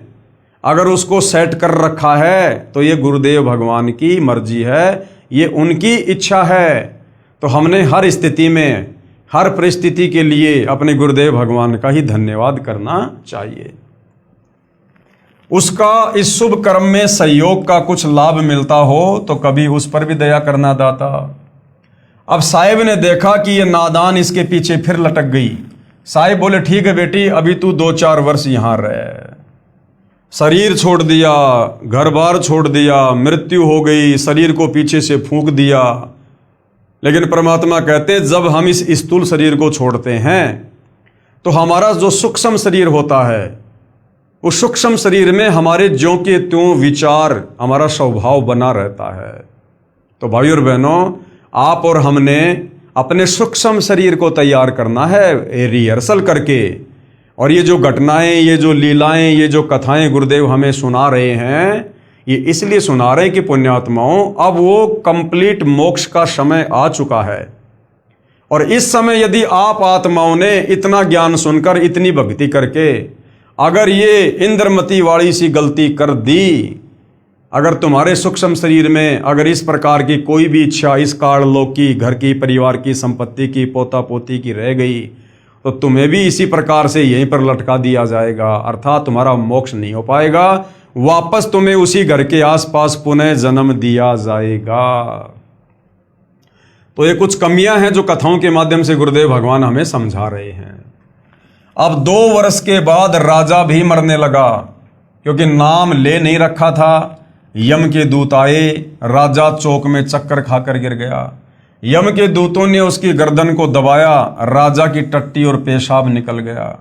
करुणा में यानी कबीर साहब ने रानी को कहा कि देख तेरे राजा की क्या हालत हो रही है। अब ये भी रानी इंद्रमती की फिर से एक परीक्षा थी कि उस मानसरोवर पर जो वो बैठी हुई थी, बैठने का मतलब ये नहीं कि वो अकेली बैठी हुई थी, वहाँ भी परमेश्वर ने पूरी दुनिया बसा रखी है और बहुत सारी लाखों करोड़ों में आत्माएं वहाँ पर बैठी हुई होती हैं, परमेश्वर के दरबार में खाती हैं, पीती हैं, अपनी भक्ति करती हैं वहाँ पर। तो वहाँ से इंद्रमती को कबीर भगवान ने दिखाया कि देख तेरे राजा की क्या हालत हो रही है। परमात्मा ने उसको दिव्य दृष्टि दे दी और रानी देख रही है कि यम के दूत तेरे राजा का गला दबा दबा के उसके प्राण शरीर से निकाल रहे हैं और राजा बेहोश होकर जमीन पे पड़ा, टट्टी पेशाब निकल रही है।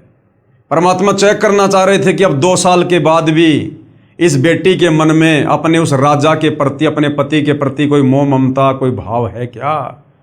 तो परमात्मा ने देखा कि ज्यों का त्यों है। रानी द्रवित हो गई और कहने लगी, हे भगवान देख लो, अगर इस शुभ कर्म में किया गया उसका कोई सहयोग हो तो परमात्मा देख लो, उस पर भी रजा कर दो। वहां से साहिब दिखा रहे हैं। तब रानी ने कहा कि देख लो दाता, यदि उसका भक्ति में सहयोग का कोई फल बनता हो तो दया कर लो। रानी को फिर भी थोड़ी सी ममता बनी थी। साहिब कबीर यानी करुणामय ने सोचा कि ये फिर कालजाल में फंसेगी। ये सोचकर मानसरोवर से वहां गए जहां राजा चंद्र विजय अपने महल में अचेत पड़ा था। यमदूत उसके प्राण निकाल रहे थे। कबीर साहिब के आते ही यमदूत ऐसे आकाश में उड़ गए जैसे मुर्दे से गिद्ध उड़ जाते हैं। चंद्र विजय होश में आ गया। सामने करुणामय साहिब खड़े थे, केवल चंद्र विजय को दिखाई दे रहे थे, किसी अन्य को दिखाई नहीं दे रहे थे। चंद्र विजय चरणों में गिरकर याचना करने लगा, मुझे क्षमा कर दो दाता। और जब दाता समझाया करता था उस समय तो अपने आप में फन्ने खां बन रहा था कि मैं नहीं करता भक्ति, मुझे तो पार्टियों में जाना पड़ता है, अपनी रानी से भक्ति करवाओ। और जब यम के दूतों ने घेर लिया, प्राण निकालने लगे, मारने लगे, और जब वहां पर कबीर परमात्मा जी प्रकट हुए तो चंद्र विजय चरणों में गिरकर याचना करने लगा, मुझे क्षमा कर दो दाता, मेरी जान बचाओ। क्योंकि अब उसने देखा कि तेरी जान जाने वाली है। आसपास में सैनिक खड़े थे, बॉडीगार्ड खड़े थे, कोई कुछ नहीं कर पा रहा था, क्योंकि यम के दूत औरों को दिखाई नहीं देते, जब प्राण निकालने आते हैं उसी को दिखाई देते हैं।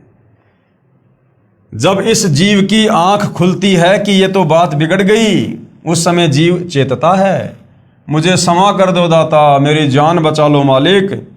कबीर साहिब ने कहा, राजा आज भी वही बात है, उस दिन भी वही बात थी, नाम लेना होगा। राजा ने कहा, मैं नाम ले लूंगा जी, अभी ले लूंगा नाम।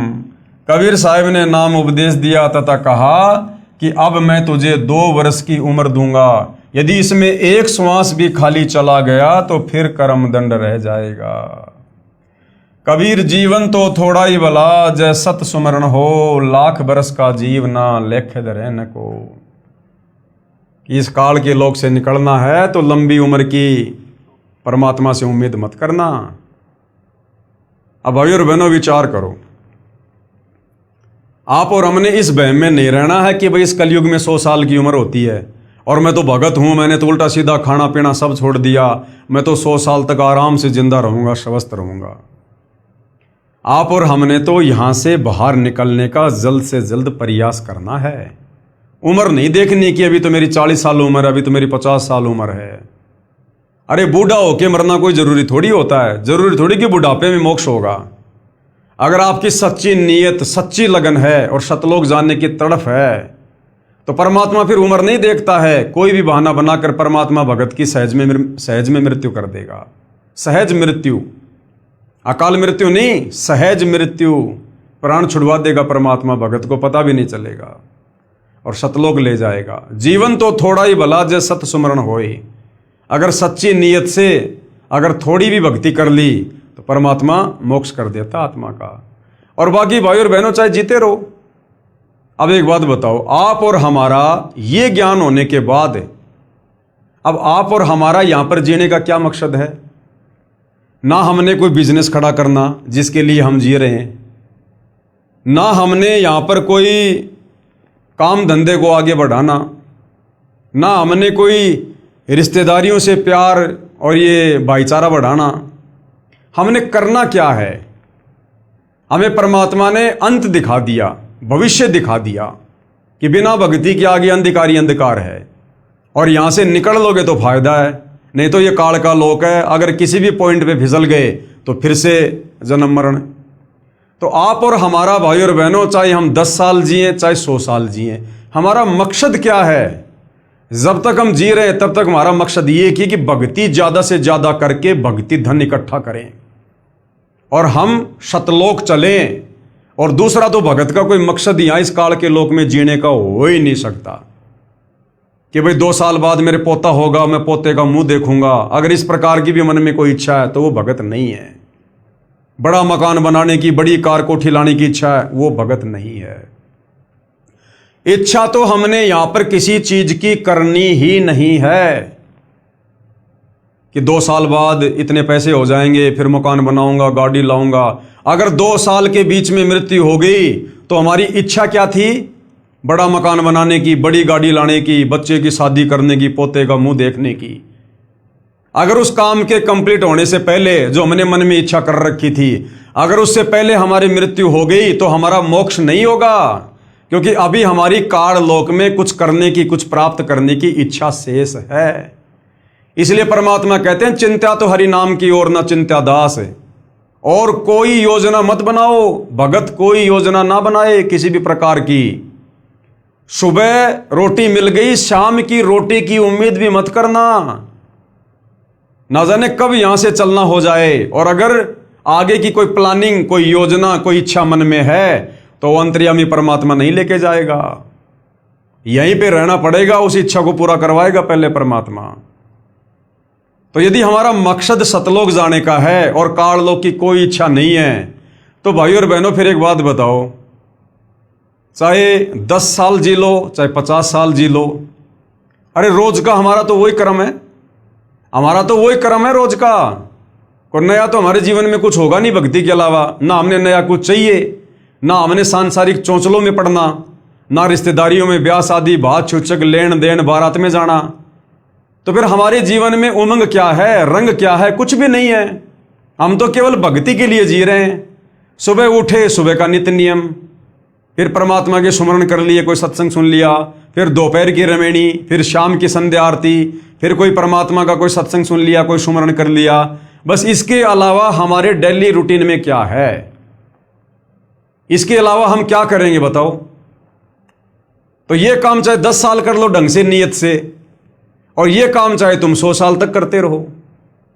तो भगत का मकसद अब केवल सतलोक जाना होना चाहिए। और उसके लिए जो भक्ति हम धीरे धीरे हम 20 साल में पूरी करेंगे, अरे भैया अच्छे से मर्यादा में रह के और कशक बना के वो अपनी 10 साल में पूरी कर लो ना।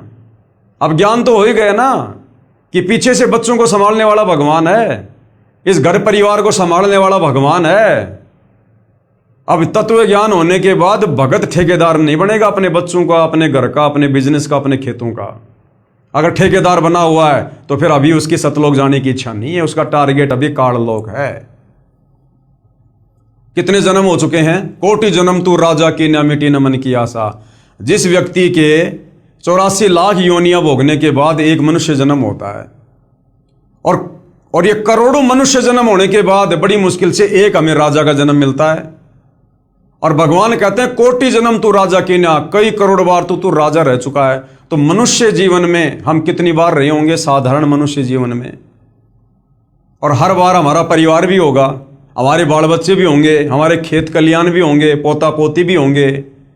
अरे उनको भी तो छोड़ के जाना पड़ा था, तो उनको किसने संभाला होगा? सब अपना भाग्य लिखवा के लाते हैं।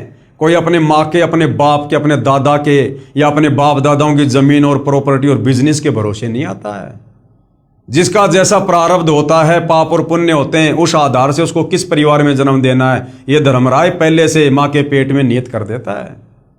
यहाँ कोई किसी के भरोसे नहीं आता।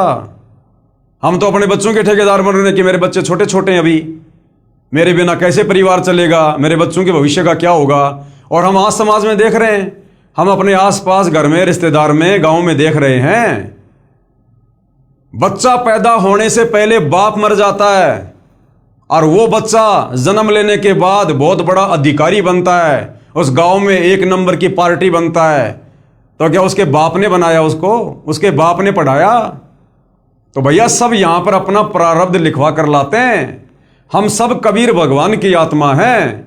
हम यहाँ एक दूसरे को अपना समझ रहे हैं कि मेरा बेटा, मेरी बेटी। अरे हम सब कबीर भगवान के बेटा बेटी हैं।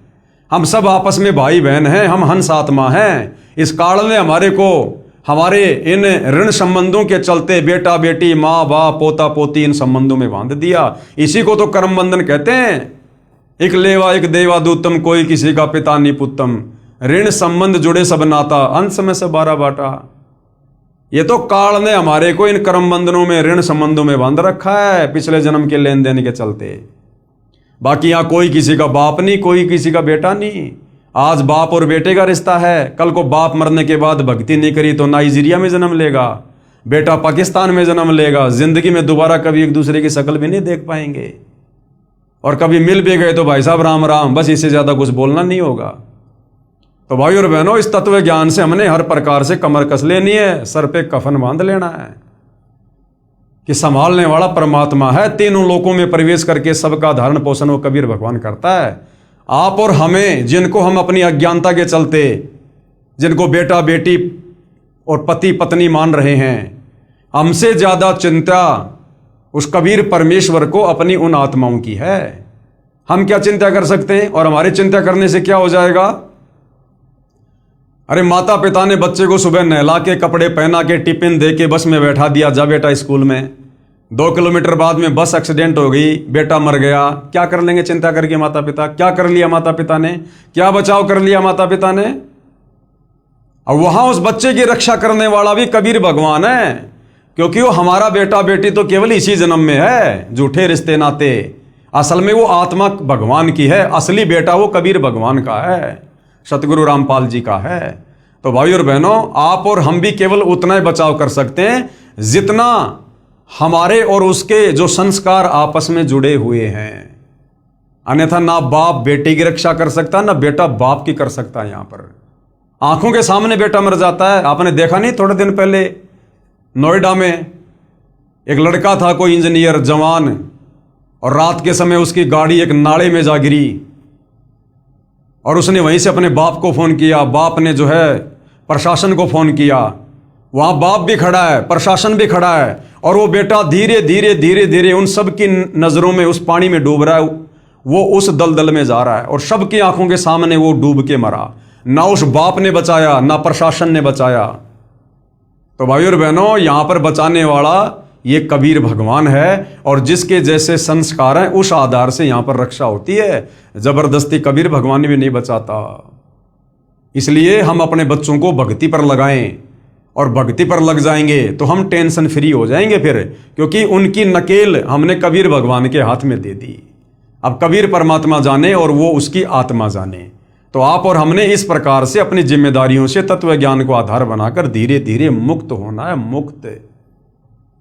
तब भाई और बहनों बात बनेगी, नहीं तो रानी इंद्रमती की तरह फिर मानसरोवर पर जाकर फिर हमारे मन में वही विचार आएंगे, हाय मेरा पोता रह गया, मेरी पोती रह गई, ये रह गया, मेरा वो रह गया। तो परमात्मा फिर हर एक से पूछेगा नहीं। तुम सोचो कि मेरे से गुरुजी पूछेंगे, ना ना ना ना। ये घटनाएं तो परमात्मा ने चारों युगों में इसलिए की ताकि हम कलयुग की बिचली पीढ़ी वालों को सबक मिले। अन्यथा आप सोचो कि अब आज वर्तमान में भी हमें गुरुजी वहां लेकर जाएंगे और वहां ले जाने के बाद गुरुजी हमसे पूछेंगे कि बेटा तेरी किसी में मोह ममता तो नहीं है, वहां नहीं पूछने वाला भगवान।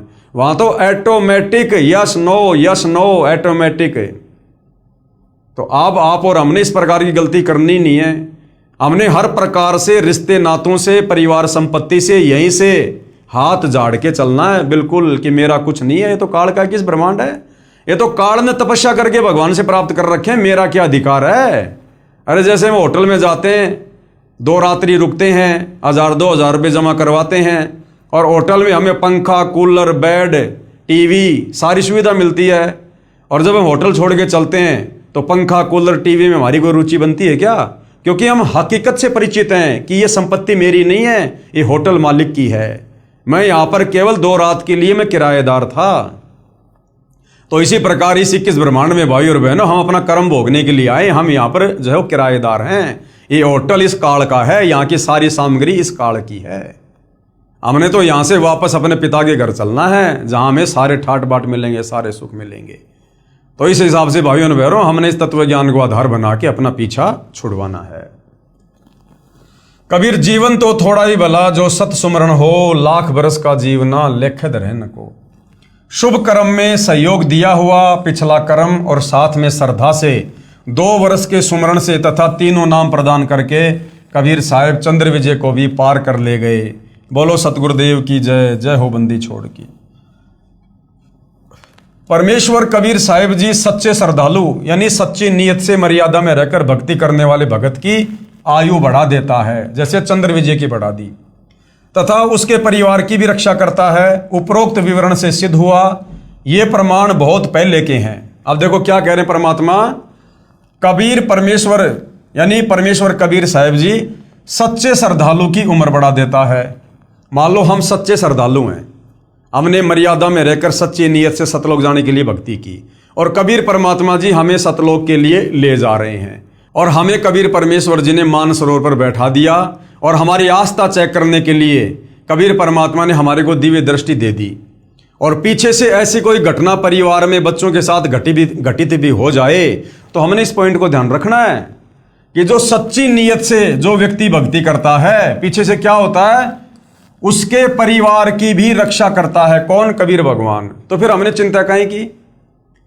अरे हम सच्ची नीयत से भक्ति करेंगे तभी तो ऊपर जाएंगे भगवान के साथ में, अन्यथा मर्यादा तोड़कर भक्ति करने वाले को तो परमात्मा यहीं पर त्रिकुटी से नीचे नीचे फैल कर देगा भगवान, लास्ट त्रिकुटी।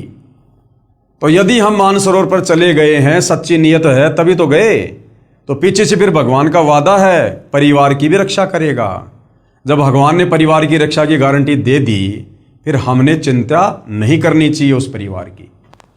ये प्रमाण बहुत पहले के हैं, वर्तमान में साधारण व्यक्ति विश्वास नहीं करता। वर्तमान में पूज्य कबीर परमेश्वर की शक्ति से गुरुदेव कह रहे हैं कि मुझदास के द्वारा हुए कष्ट निवारण तथा आयु वृद्धि के ढेर सारे प्रमाण पढ़िए, पुस्तक परमेश्वर का सार संदेश है। तो कोशिश करेंगे, मालिक से प्रार्थना करेंगे, ये जो पवित्र पुस्तक है परमेश्वर का सार संदेश, इसके ऊपर भी हम आने वाले समय में वीडियो जो है बनाएंगे। अब आगे गुरुदेव भगवान कहते हैं पवित्र पुराणों का रहस्य, यानी इन पवित्र 18 पुराणों में जो मुख्य पुराण हैं, श्री ब्रह्मा पुराण, श्री विष्णु पुराण, श्री शिव महापुराण, इनमें अध्यात्म के विषय में, भक्ति मार्ग के विषय में, आत्म कल्याण के विषय में क्या कुछ लिखा है जो वेदों से मेल खाता है। पुराणों को समझने के लिए ध्यान रहे कि श्री ब्रह्मा पुराण, श्री विष्णु पुराण तथा श्री शिव पुराण ये इस ब्रह्म यानी काल की लीला से प्रारंभ होते हैं। ब्रह्मा पुराण, शिव पुराण, विष्णु पुराण ये काल की लीला से शुरू होते हैं, ब्रह्म की लीला से। फिर ये नीचे इन ब्रह्मा विष्णु महेश पर आकर आगे की जानकारी देते हैं, जिसे प्रथम अव्यक्त गीता अध्याय 7 श्लोक 25 में कहा है। जो गीता अध्याय 11 श्लोक 32 में कहता है कि मैं काल हूं, यानी गीता जी का ज्ञान देते समय ये काल ब्रह्म कृष्ण जी के शरीर में प्रेत की भांति प्रवेश करके क्या कह रहा है अध्याय 11 श्लोक 32 में कि मैं काल हूं। इसी को क्षर पुरुष भी कहते हैं, यानी इसका जन्म और मरण होता है, ये नाशवान है, अविनाशी नहीं है। इसलिए इसी काल को, इस ब्रह्म को क्षर पुरुष तथा ज्योति निरंजन भी कहा जाता है, क्योंकि इसकी उत्पत्ति अंडे से हुई थी, उस समय इसमें तेज था, तो परमात्मा ने इसका नाम ज्योति निरंजन भी रखा है। यही सदाशिव काल रूपी ब्रह्म भी कहलाता है। यही ब्रह्मांड में एक ब्रह्मलोक की रचना करके उसके ऊपरी हिस्से में रहता है। और यही काल क्या करता है? महाविष्णु, महाब्रह्मा तथा महाशिव कहलाता है, क्योंकि इसने अपने उस ब्रह्मांड में 3 गुप्त स्थान बना रखे हैं। एक रजोगुण प्रधान क्षेत्र, एक सतोगुण प्रधान क्षेत्र और एक तमोगुण प्रधान क्षेत्र। और जब इसने अपने तीनों पुत्रों की उत्पत्ति करनी होती है अपनी पत्नी दुर्गा के सहयोग से, तो ये दुर्गा को अपनी शक्ति से उस क्षेत्र में बुला लेता है और स्वयं भी वहां आ जाता है। और जब इसने रजोगुण युक्त बेटा उत्पन्न करना होता है तो उस रजोगुण युक्त क्षेत्र में ये काल स्वयं तो महाब्रह्मा रूप धारण कर लेता है और अपनी पत्नी दुर्गा को महासावित्री रूप बना देता है। और फिर जो पति पत्नी सहयोग से उस रजोगुण क्षेत्र में जो संतान उत्पन्न होती है वो रजोगुण युक्त हो जाती है और उसका नाम ये ब्रह्मा रख देते हैं। यही प्रक्रिया फिर ये सतोगुण क्षेत्र में करता है और एक विष्णु उत्पन्न करता है। यही प्रक्रिया फिर ये तमोगुण क्षेत्र में जाके करता है, खुद तो महाशिव बन जाता है और अपनी पत्नी दुर्गा को महापार्वती रूप बनाता है। और वहां जो बेटा उत्पन्न होता है उसको तमोगुण युक्त कर देते हैं और उसका नाम शिव रख देते हैं। तो ये काल ही क्या कहलाता है? यही महाविष्णु, महाब्रह्मा तथा महाशिव। एक तो होता है विष्णु, ब्रह्मा और शिव।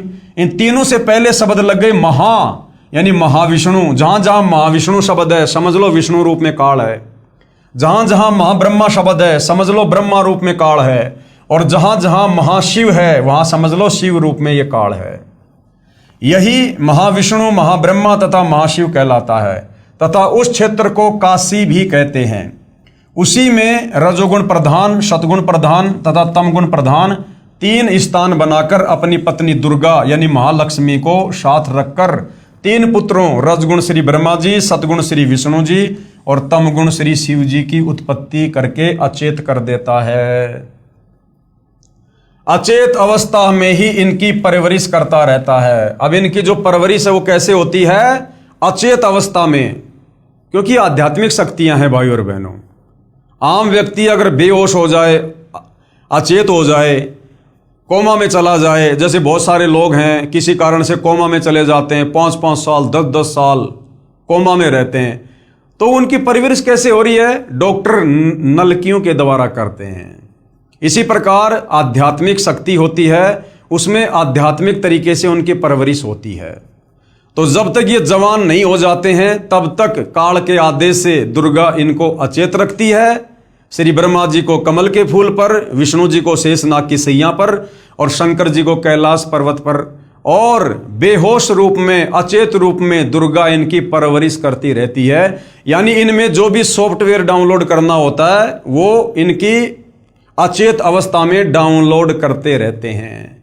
अब एक बात बताओ, समुद्र मंथन के दौरान इस काल ने ब्रह्मा जी को 4 वेद दिए और चारों वेदों को ब्रह्मा जी ने पढ़ा। अब बताओ भाई और बहनों, ब्रह्मा जी कौन सी स्कूल में गया था? ब्रह्मा जी कौन सा कॉलेज करके आया था? ब्रह्मा जी के गुरु का क्या नाम है जिसने उसको अक्षर ज्ञान कराया हो, कह ख ग घड़ा, उसको संस्कृत उसको सिखाई हो? उस अचेत अवस्था में काल ने उसके अंदर सब कुछ डाउनलोड कर दिया, उसको पढ़ा भी दिया, लिखा भी दिया, आगे क्या करना तेरे को सब कर दिया, सॉफ्टवेयर डाल दिया उसके अंदर, अब अपडेट कर दिया ब्रह्मा को अपनी सिद्धि शक्ति से। और ब्रह्मा कभी स्कूल में नहीं गया और तुरंत चारों वेदों को पढ़ने लगा संस्कृत भाषा में। तो इस प्रकार से इनकी अचेत अवस्था में काल ने तीनों की परवरिश की। जवान होने पर श्री ब्रह्मा जी को कमल के फूल पर, श्री विष्णु जी को शेषनाग पर तथा श्री शिव जी को कैलाश पर्वत पर चेत कर देता है। इन तीनों भगवानों को यानी ब्रह्मा विष्णु महेश को स्वयं ज्ञान नहीं है कि हमारा उत्पत्तिकर्ता कौन है।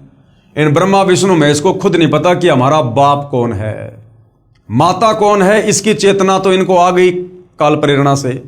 विष्णु जी ने बता दिया कि मुझे याद आ गया जब मैं पालने में झूल रहा था, छोटा सा था, तो ये देवी मुझे खिला रही थी, ये अपन तीनों की माता है। लेकिन इनके बाप का इन तीनों को आज तक नहीं पता कि हमारा बाप कौन है। अब सोचो भाई और बहनों, आम समाज में जिस लड़के या लड़की को अपने बाप का पता ना हो, लोग उसको किस दृष्टि से देखते हैं। और हम इनकी पूजा कर रहे हैं जिनको अपने बाप का पता नहीं। इन तीनों प्रभुओं को स्वयं ज्ञान नहीं कि हमारा उत्पत्तिकर्ता कौन है। यही काल रूपी ब्रह्म ही विष्णु रूप धारण करके अपनी नाभि से कमल उत्पन्न करके उस पर श्री ब्रह्मा जी को रखकर होश में कर देता है। यही जब चाहे श्री ब्रह्मा, श्री विष्णु, श्री शिव रूप धारण करके दृष्टिगोचर होता है। यानी काल अपने वास्तविक काल रूप में दर्शन नहीं देता, उसने प्रतिज्ञा कर रखी है, लेकिन अपने तीनों बेटों के रूप में या अन्य किसी ऋषि महात्मा के रूप में वो जब चाहे जहां चाहे प्रकट हो सकता है। यह काल अपने वास्तविक रूप में कभी प्रकट नहीं होता, जो काल ने श्रीमद् भगवद गीता जी का ज्ञान देते समय दिखाया था। गीता अध्याय 10 श्लोक 11 में प्रमाण है। श्रीमद् भगवद गीता अध्याय 11 श्लोक 47 और 48 में कहा कि हे अर्जुन, ये मेरा वास्तविक काल रूप तेरे अतिरिक्त न तो पहले किसी ने देखा है, यानी ब्रह्मा विष्णु महेश ने भी नहीं देखा, तथा नहीं आगे कोई देख पाएगा, आगे भी नहीं देख पाएंगे ब्रह्मा विष्णु महेश। ये तो मैंने तेरे ऊपर अनुग्रह करके दिखाया है। ये मुझ ब्रह्म का 1000 भुजाओं व नेत्रों आदि वाला काल रूप वेदों में वर्णित विधि से, जैसे यज्ञ, ओम नाम के जाप आदि से कभी नहीं देखा जा सकता। भावार्थ है कि वेदों में वर्णित विधि से प्रभु प्राप्ति नहीं है, इसलिए ऋषियों, महर्षियों ने वेदों में ओम नाम को प्रभु प्राप्ति का जानकर प्रभु प्राप्ति के लिए यज्ञ तथा ओम नाम के जाप की घोर साधनाएं की, परंतु ब्रह्म के दर्शन नहीं हुए। अब बेचारे ऋषियों को, मुनियों को तत्व ज्ञान का पता नहीं, सृष्टि रचना का पता नहीं, 5वें वेद सूक्ष्म वेद का ज्ञान नहीं। इन्होंने वेदों को पढ़ा, वेदों में एक ओम नाम है। यजुर्वेद अध्याय 40 मंत्र 10 या 15 एक ओम नाम है। गीता अध्याय 8 श्लोक 13 इसमें ओम नाम है। अब इन ऋषियों ने वेदों को पढ़ा, अब वेदों में महिमा तो लिखी है भगवान की, परमेश्वर की, और मंत्र जाप करने का इस काल का। तो ऋषि मुनियों ने इस ओम नाम को, जो काल का मंत्र है, इसी को पूर्ण ब्रह्म परमात्मा का मंत्र मान लिया और लग गए दिन रात एक कर दी परमात्मा प्राप्ति के लिए, भगवान के दर्शन करने के लिए।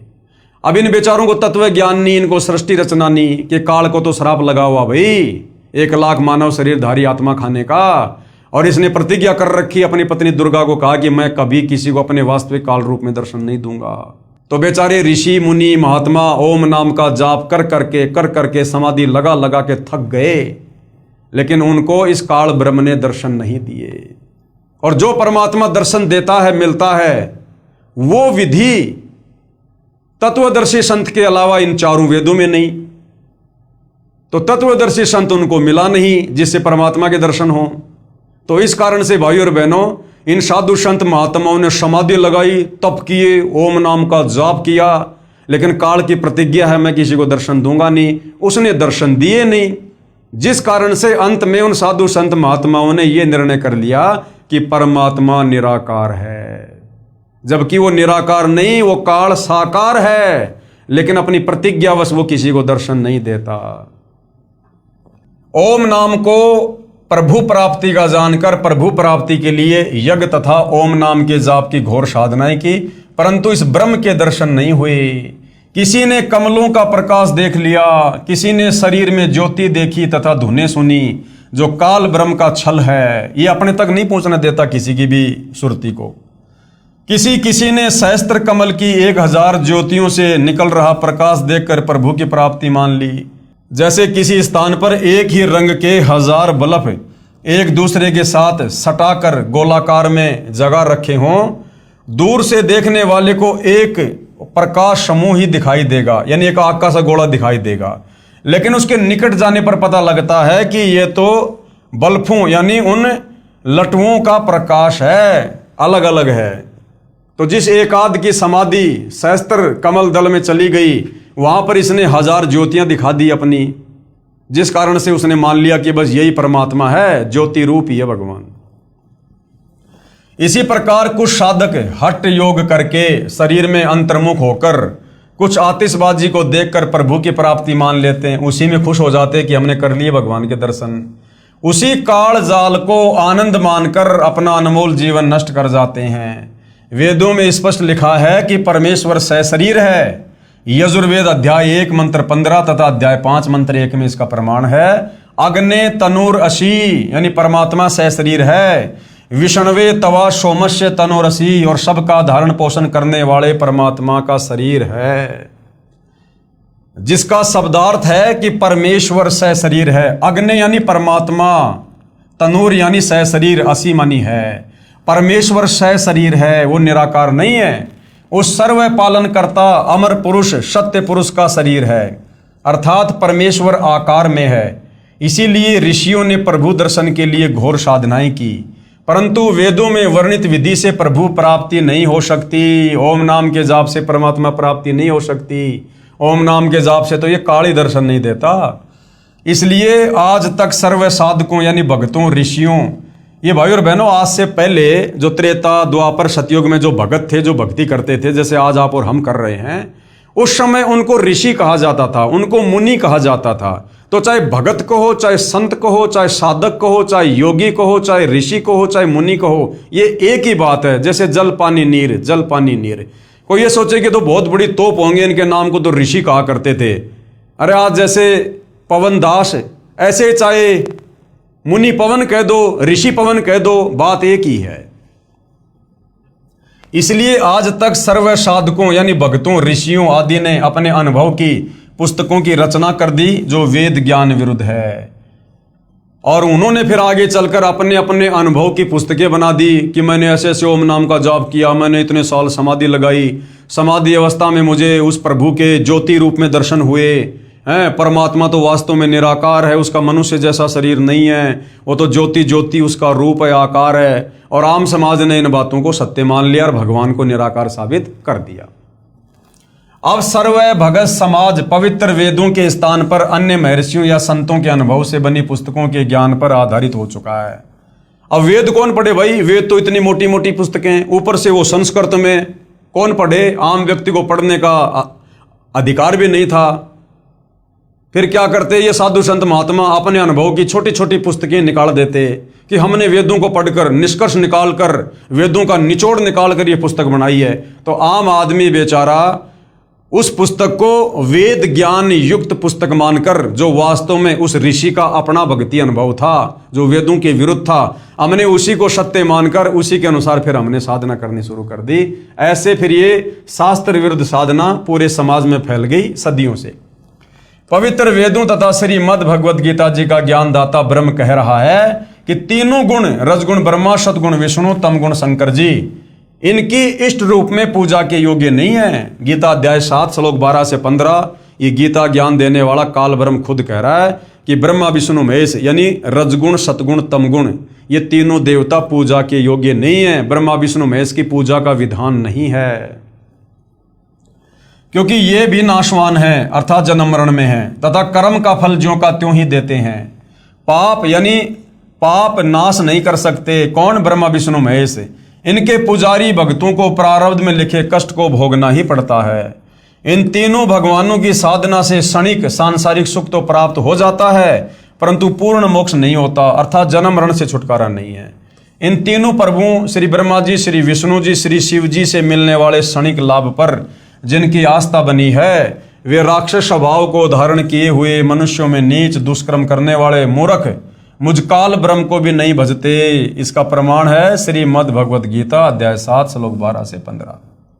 क्योंकि ब्रह्म साधक अधिक समय तक ब्रह्म लोक में बने महास्वर्ग में अपने नाम व पुण्यों की कमाई के आधार पर रहता है। यानी ब्रह्मा विष्णु महेश की साधना के बजाय यदि कोई काल की ओम नाम की साधना करता है, तो ब्रह्मा विष्णु महेश की भक्ति करके जितने दिन आप स्वर्ग में रह सकते हो, उससे कई गुना ज्यादा आप स्वर्ग से ऊपर ओम नाम की कमाई करके, ब्रह्म का जाप करके आप महास्वर्ग में रह सकते हो। लेकिन वापस महास्वर्ग वाले प्राणी को भी आना पड़ेगा जन्म और मरण में। इसलिए काल कह रहा है कि तीनों भगवानों से कुछ ज्यादा राहत मैं दे सकता हूं, परंतु यह ब्रह्मलोक तथा काल ब्रह्म भी नाशवान है। यह काल भी नाशवान है और इसका ब्रह्मलोक भी नाशवान है।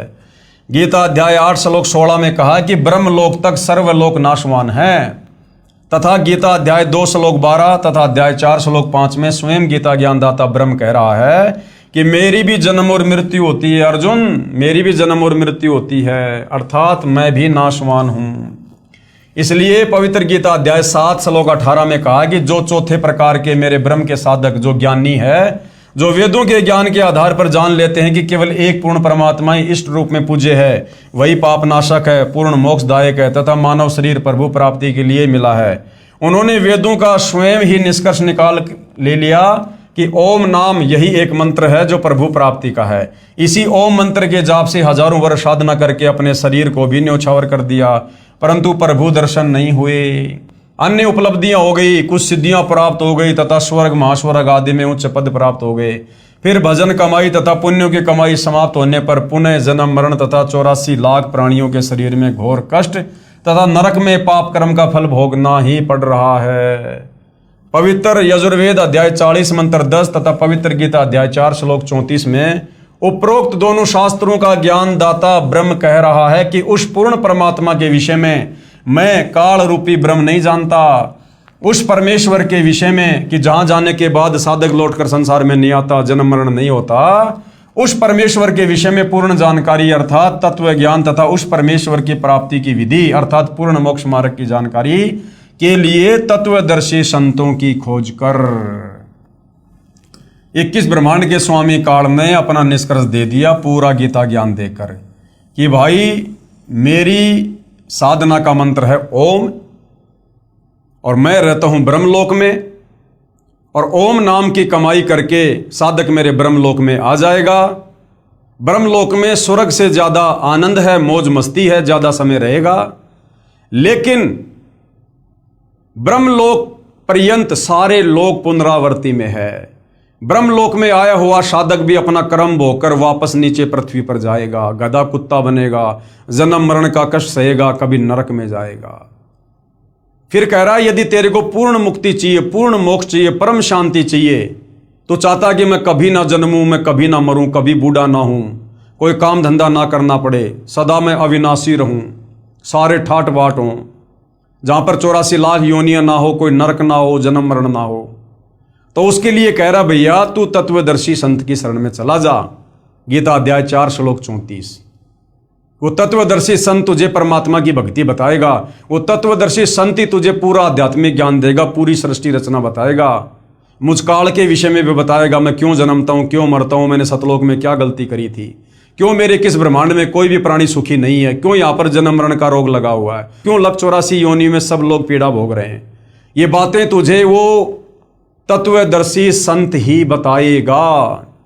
तो गीता ज्ञानदाता काल ब्रह्म ने ऑप्शन छोड़ दिया कि भैया कंप्लीट मोक्ष मार्ग, कंप्लीट भक्ति विधि मुझ काल ब्रह्म को भी नहीं पता है, इसके लिए तो किसी तत्वदर्शी संत की शरण में जा। तो आज भाई और बहनों वह तत्वदर्शी संत सतगुरु रामपाल जी हैं। बहुत बड़ा मौका, जबरदस्त सुअवसर है। फिर जैसे वे साधना बताएं वैसे कर, उसके पश्चात उस परम पद परमेश्वर की खोज करनी चाहिए, अर्थात सतलोक के लिए भक्ति जी जान से करनी चाहिए, जिसमें गए हुए भगत फिर लौटकर संसार में नहीं आते, यानी मेरे वाले संसार में 21 ब्रह्मांड में नहीं आते, जो सतलोक चले जाते हैं, अर्थात पूर्ण मोक्ष प्राप्त करके सदा के लिए जन्म मृत्यु तथा 84 लाख योनियों के कष्ट तथा नरक की पीड़ा के कष्ट से मुक्त हो जाते हैं, तथा पूर्ण शांति प्राप्त करके शाश्वत स्थानम अविनाशी लोक अर्थात सतलोक को प्राप्त हो जाते हैं। इसका प्रमाण गीता जी अध्याय 15 श्लोक 1 से 4 तत्वदर्शी संत की यहाँ पर पूरी तरह से पहचान बताई गई है, तथा गीता अध्याय 18 श्लोक 62 और ऋग्वेद मंडल 1 सूक्त 24 मंत्र 1 और 2 में। तत्वदर्शी संत के न मिलने के कारण सभी ऋषिजन यानी सभी भगत, त्रेता सतयुग और द्वापर वाले सभी ऋषिजन यानी भगत जन वेदों अनुसार साधना करके भी महाकष्ट में ही रह जाते हैं। इसलिए गीता अध्याय 7 श्लोक 18 में कहा है कि जो ज्ञानी आत्मा है वे है तो अच्छी, क्योंकि प्रभु प्राप्ति के लिए तन मन धन से वेदों अनुसार साधना करते हैं, परंतु वे भी मुझ काल ब्रह्म की अनुतमाम यानी अति घटिया गति अर्थात साधना से मिलने वाले लाभ पर ही आश्रित हैं, क्योंकि वो चारों वेदों का निष्कर्ष निकाल लेते हैं। चारों वेदों में केवल एक ओम मंत्र है, इसी को परमात्मा का मानकर वो तन मन धन से भक्ति पर लग जाते हैं, परंतु ओम नाम के कारण वो ब्रह्मलोक में आ जाते हैं और ब्रह्मलोक से फिर नीचे अपना कर्म भोगने के लिए जाते हैं, जिससे इनका पूर्ण मोक्ष नहीं हो सकता। जन्म मृत्यु तथा नाना प्राणियों के शरीर में तथा नरक में कर्म आधार से कष्ट कभी समाप्त नहीं हो सकता इस काल ब्रह्म की वेदों अनुसार साधना से। ज्योति निरंजन अर्थात काल रूपी ब्रह्म ने कसम खाई है कि मैं कभी भी किसी को किसी भी साधना से अपने असली काल रूप में दर्शन नहीं दूंगा। इसलिए यही काल रूपी ब्रह्म ही अपने पुत्रों ब्रह्मा विष्णु शिव के रूप में दिखाई देकर नाना लीला करता है, ये चरित्र करता है, जिस कारण से अन्य जन सोचते हैं कि ये लीला भगवान विष्णु ने की है, कभी कहते हैं कि ये लीला श्री ब्रह्मा ने की है, कभी कहते हैं कि ये लीला श्री शिव ने की है। जैसे आम व्यक्ति कहता है कि श्री ब्रह्मा जी की उत्पत्ति श्री विष्णु जी की नाभि से, नाभि कमल पर हुई, उस समय श्री विष्णु जी के रूप में काल ने अपनी नाभि के कमल प्रकट किया था। तो ऐसे ये काल अपने तीनों पुत्रों का रूप बनाकर तरह तरह की लीला करके और भक्तों को भ्रमित रखता है। ब्रह्मा पुराण यानी सृष्टि वर्णन नामक अध्याय में श्री लोमय ऋषि, जिसे सूत जी भी कहा जाता है, इन्होंने अपने गुरुदेव श्री व्यास ऋषि से सुना ज्ञान कहा है कि व्यास जी ने श्री नारद जी से सुना तथा श्री नारद जी ने अपने पिता श्री ब्रह्मा जी से जानकारी प्राप्त की थी। श्री ब्रह्मा जी को स्वयं ज्ञान नहीं कि मैं कहां से उत्पन्न हुआ।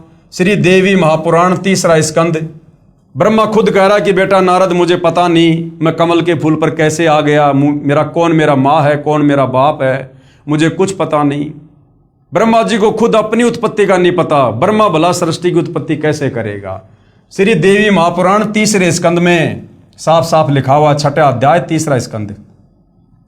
इसका भावार्थ ये नहीं है कि पुराणों का ज्ञान गलत है। जो ज्ञान श्री ब्रह्मा जी ने होश में आने के पश्चात कहा है वह उसी स्तर तक तो सही है, परंतु चेत होने से पूर्व का ज्ञान दंत कथा लोकवेद है।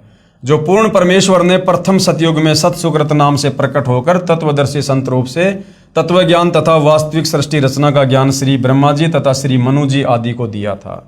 इन्होंने सुनकर भी अनसुना कर दिया।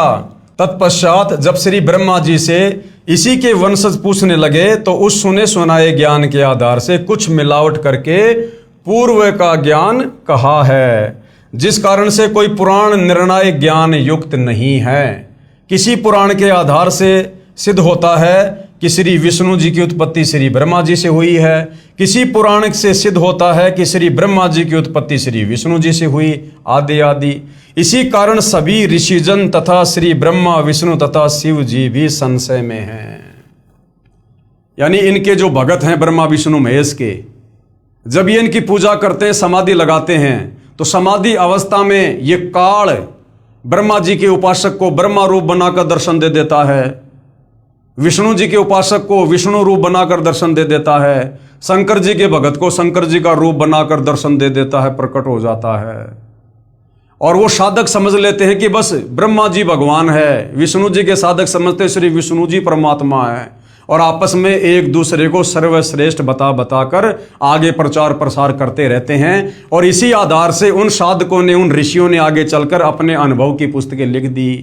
किसी ने लिख दिया कि श्री ब्रह्मा जी भगवान है, शंकर और विष्णु ब्रह्मा जी से तो उत्पन्न हुए हैं। विष्णु जी के उपासक ने लिख दिया कि विष्णु भगवान है, ब्रह्मा जी और शंकर जी विष्णु जी से उत्पन्न हुए हैं। कोई शंकर जी का भगत लिख देता कि बस ब्रह्मा और विष्णु शंकर जी से उत्पन्न हुए हैं, यही महेश्वर है, मृत्युंजय है। तो इस प्रकार से इस काल ने भाई और बहनों 21 ब्रह्मांड के प्राणियों को अपने भोजन के लिए, इसको रोजाना 1 लाख प्राणी खाने होते हैं, और इसको पता है कि ये मेरा भोजन, ये जीव यदि यहाँ से मुक्त हो सकते हैं मेरे 21 ब्रह्मांड से, तो केवल शास्त्रों के आधार से भक्ति करने से मुक्त हो सकते हैं।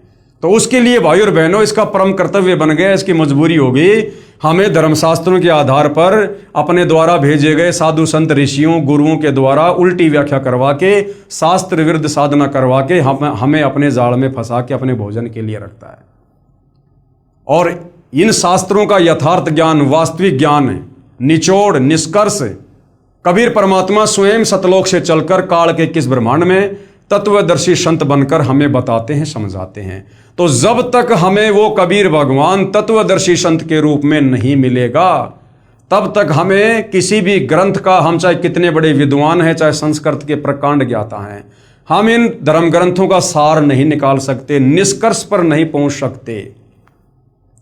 जिस प्रकार एक 5वीं कक्षा का बच्चा है, 5वीं कक्षा के बच्चे को हिंदी पढ़ना आ जाता है, और पीएचडी की पुस्तक भी भाई और बहनों हिंदी में है। वो 5वीं कक्षा का बच्चा पीएचडी की पुस्तक को हिंदी में पढ़ तो सकता है, लेकिन पीएचडी की पुस्तक के जो शब्द हैं वो बहुत ही गूढ़ हैं।